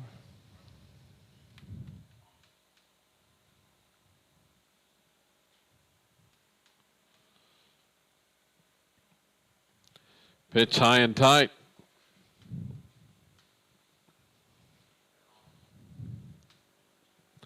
Two and one to Braden. Lloyd delivers inside, ball three. You might want to hold on this one. Well, in danger of walking him to load the bases. Here's the next pitch, and it's too far inside, hits him. So the bases are loaded. So this should be the final batter. It's going to be Jace Hastings to hit. Either way you slice it, Hastings to pinch hit. The freshman at the plate. 2 outs, bases loaded. 9-run lead for the Rebels. And we're going to have a runner. Running for Hill is going to be Nathaniel Hallmark. So Hastings at the plate, left-handed hitter, and the first one to him is inside for a ball and hit him. Nope. Yep, they said it hit him. So Hastings hit by the first pitch, and that should do it. RBI for Hastings. And that'll do it 13-3. The Rebels win it. And Silo moves on 8-3 now, the record for the Rebels. After this road trip, they'll be back at home on Monday, as I mentioned. Big showdown with Rattan, who was ranked 4th in the state this past week. That showdown coming up on Monday, 5 o'clock the start time at Billy Jack Bowen Field for that contest. Looking at the final numbers for this game, pitching-wise, the win goes to Blaine Beecham. Goes 3 strong innings, no runs, 3 hits, struck out 4, did not walk anybody, and Beecham gets the win. Noah Northcott had a couple innings in relief, allowed 3 runs on 3 hits, 1 strikeout, 1 walk. Braden Hill finished up with 1 inning. No runs, no hits. He struck out 2 in the game. Offensively for the Rebels, they end up with 9 hits in the contest, led by Hoffweil, the freshman off the bench in the first inning. He ends up going 3 for 4, a single, a double, a triple, and 2 RBIs. He scored 3 times. Zane Sander added 2 hits in the game, and he scored a couple of runs as well. That was 5 of the Rebels' hits. Court Standridge had a couple of hits and drove in 2. Bryce Vandenberg had a hit and drove in 1. And Blaine Beecham, in addition to his pitching victory, he had a hit in the contest as well. So that's going to do it. Been a fun road trip, Pasher. Yep. And enjoyed the air conditioning in the press box. Mm-hmm.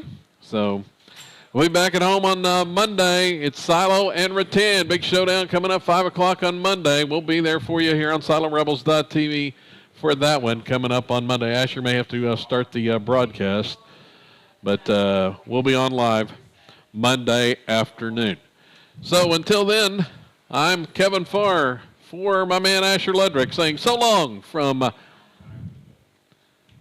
Ozark, Missouri, here on SiloRebels.tv.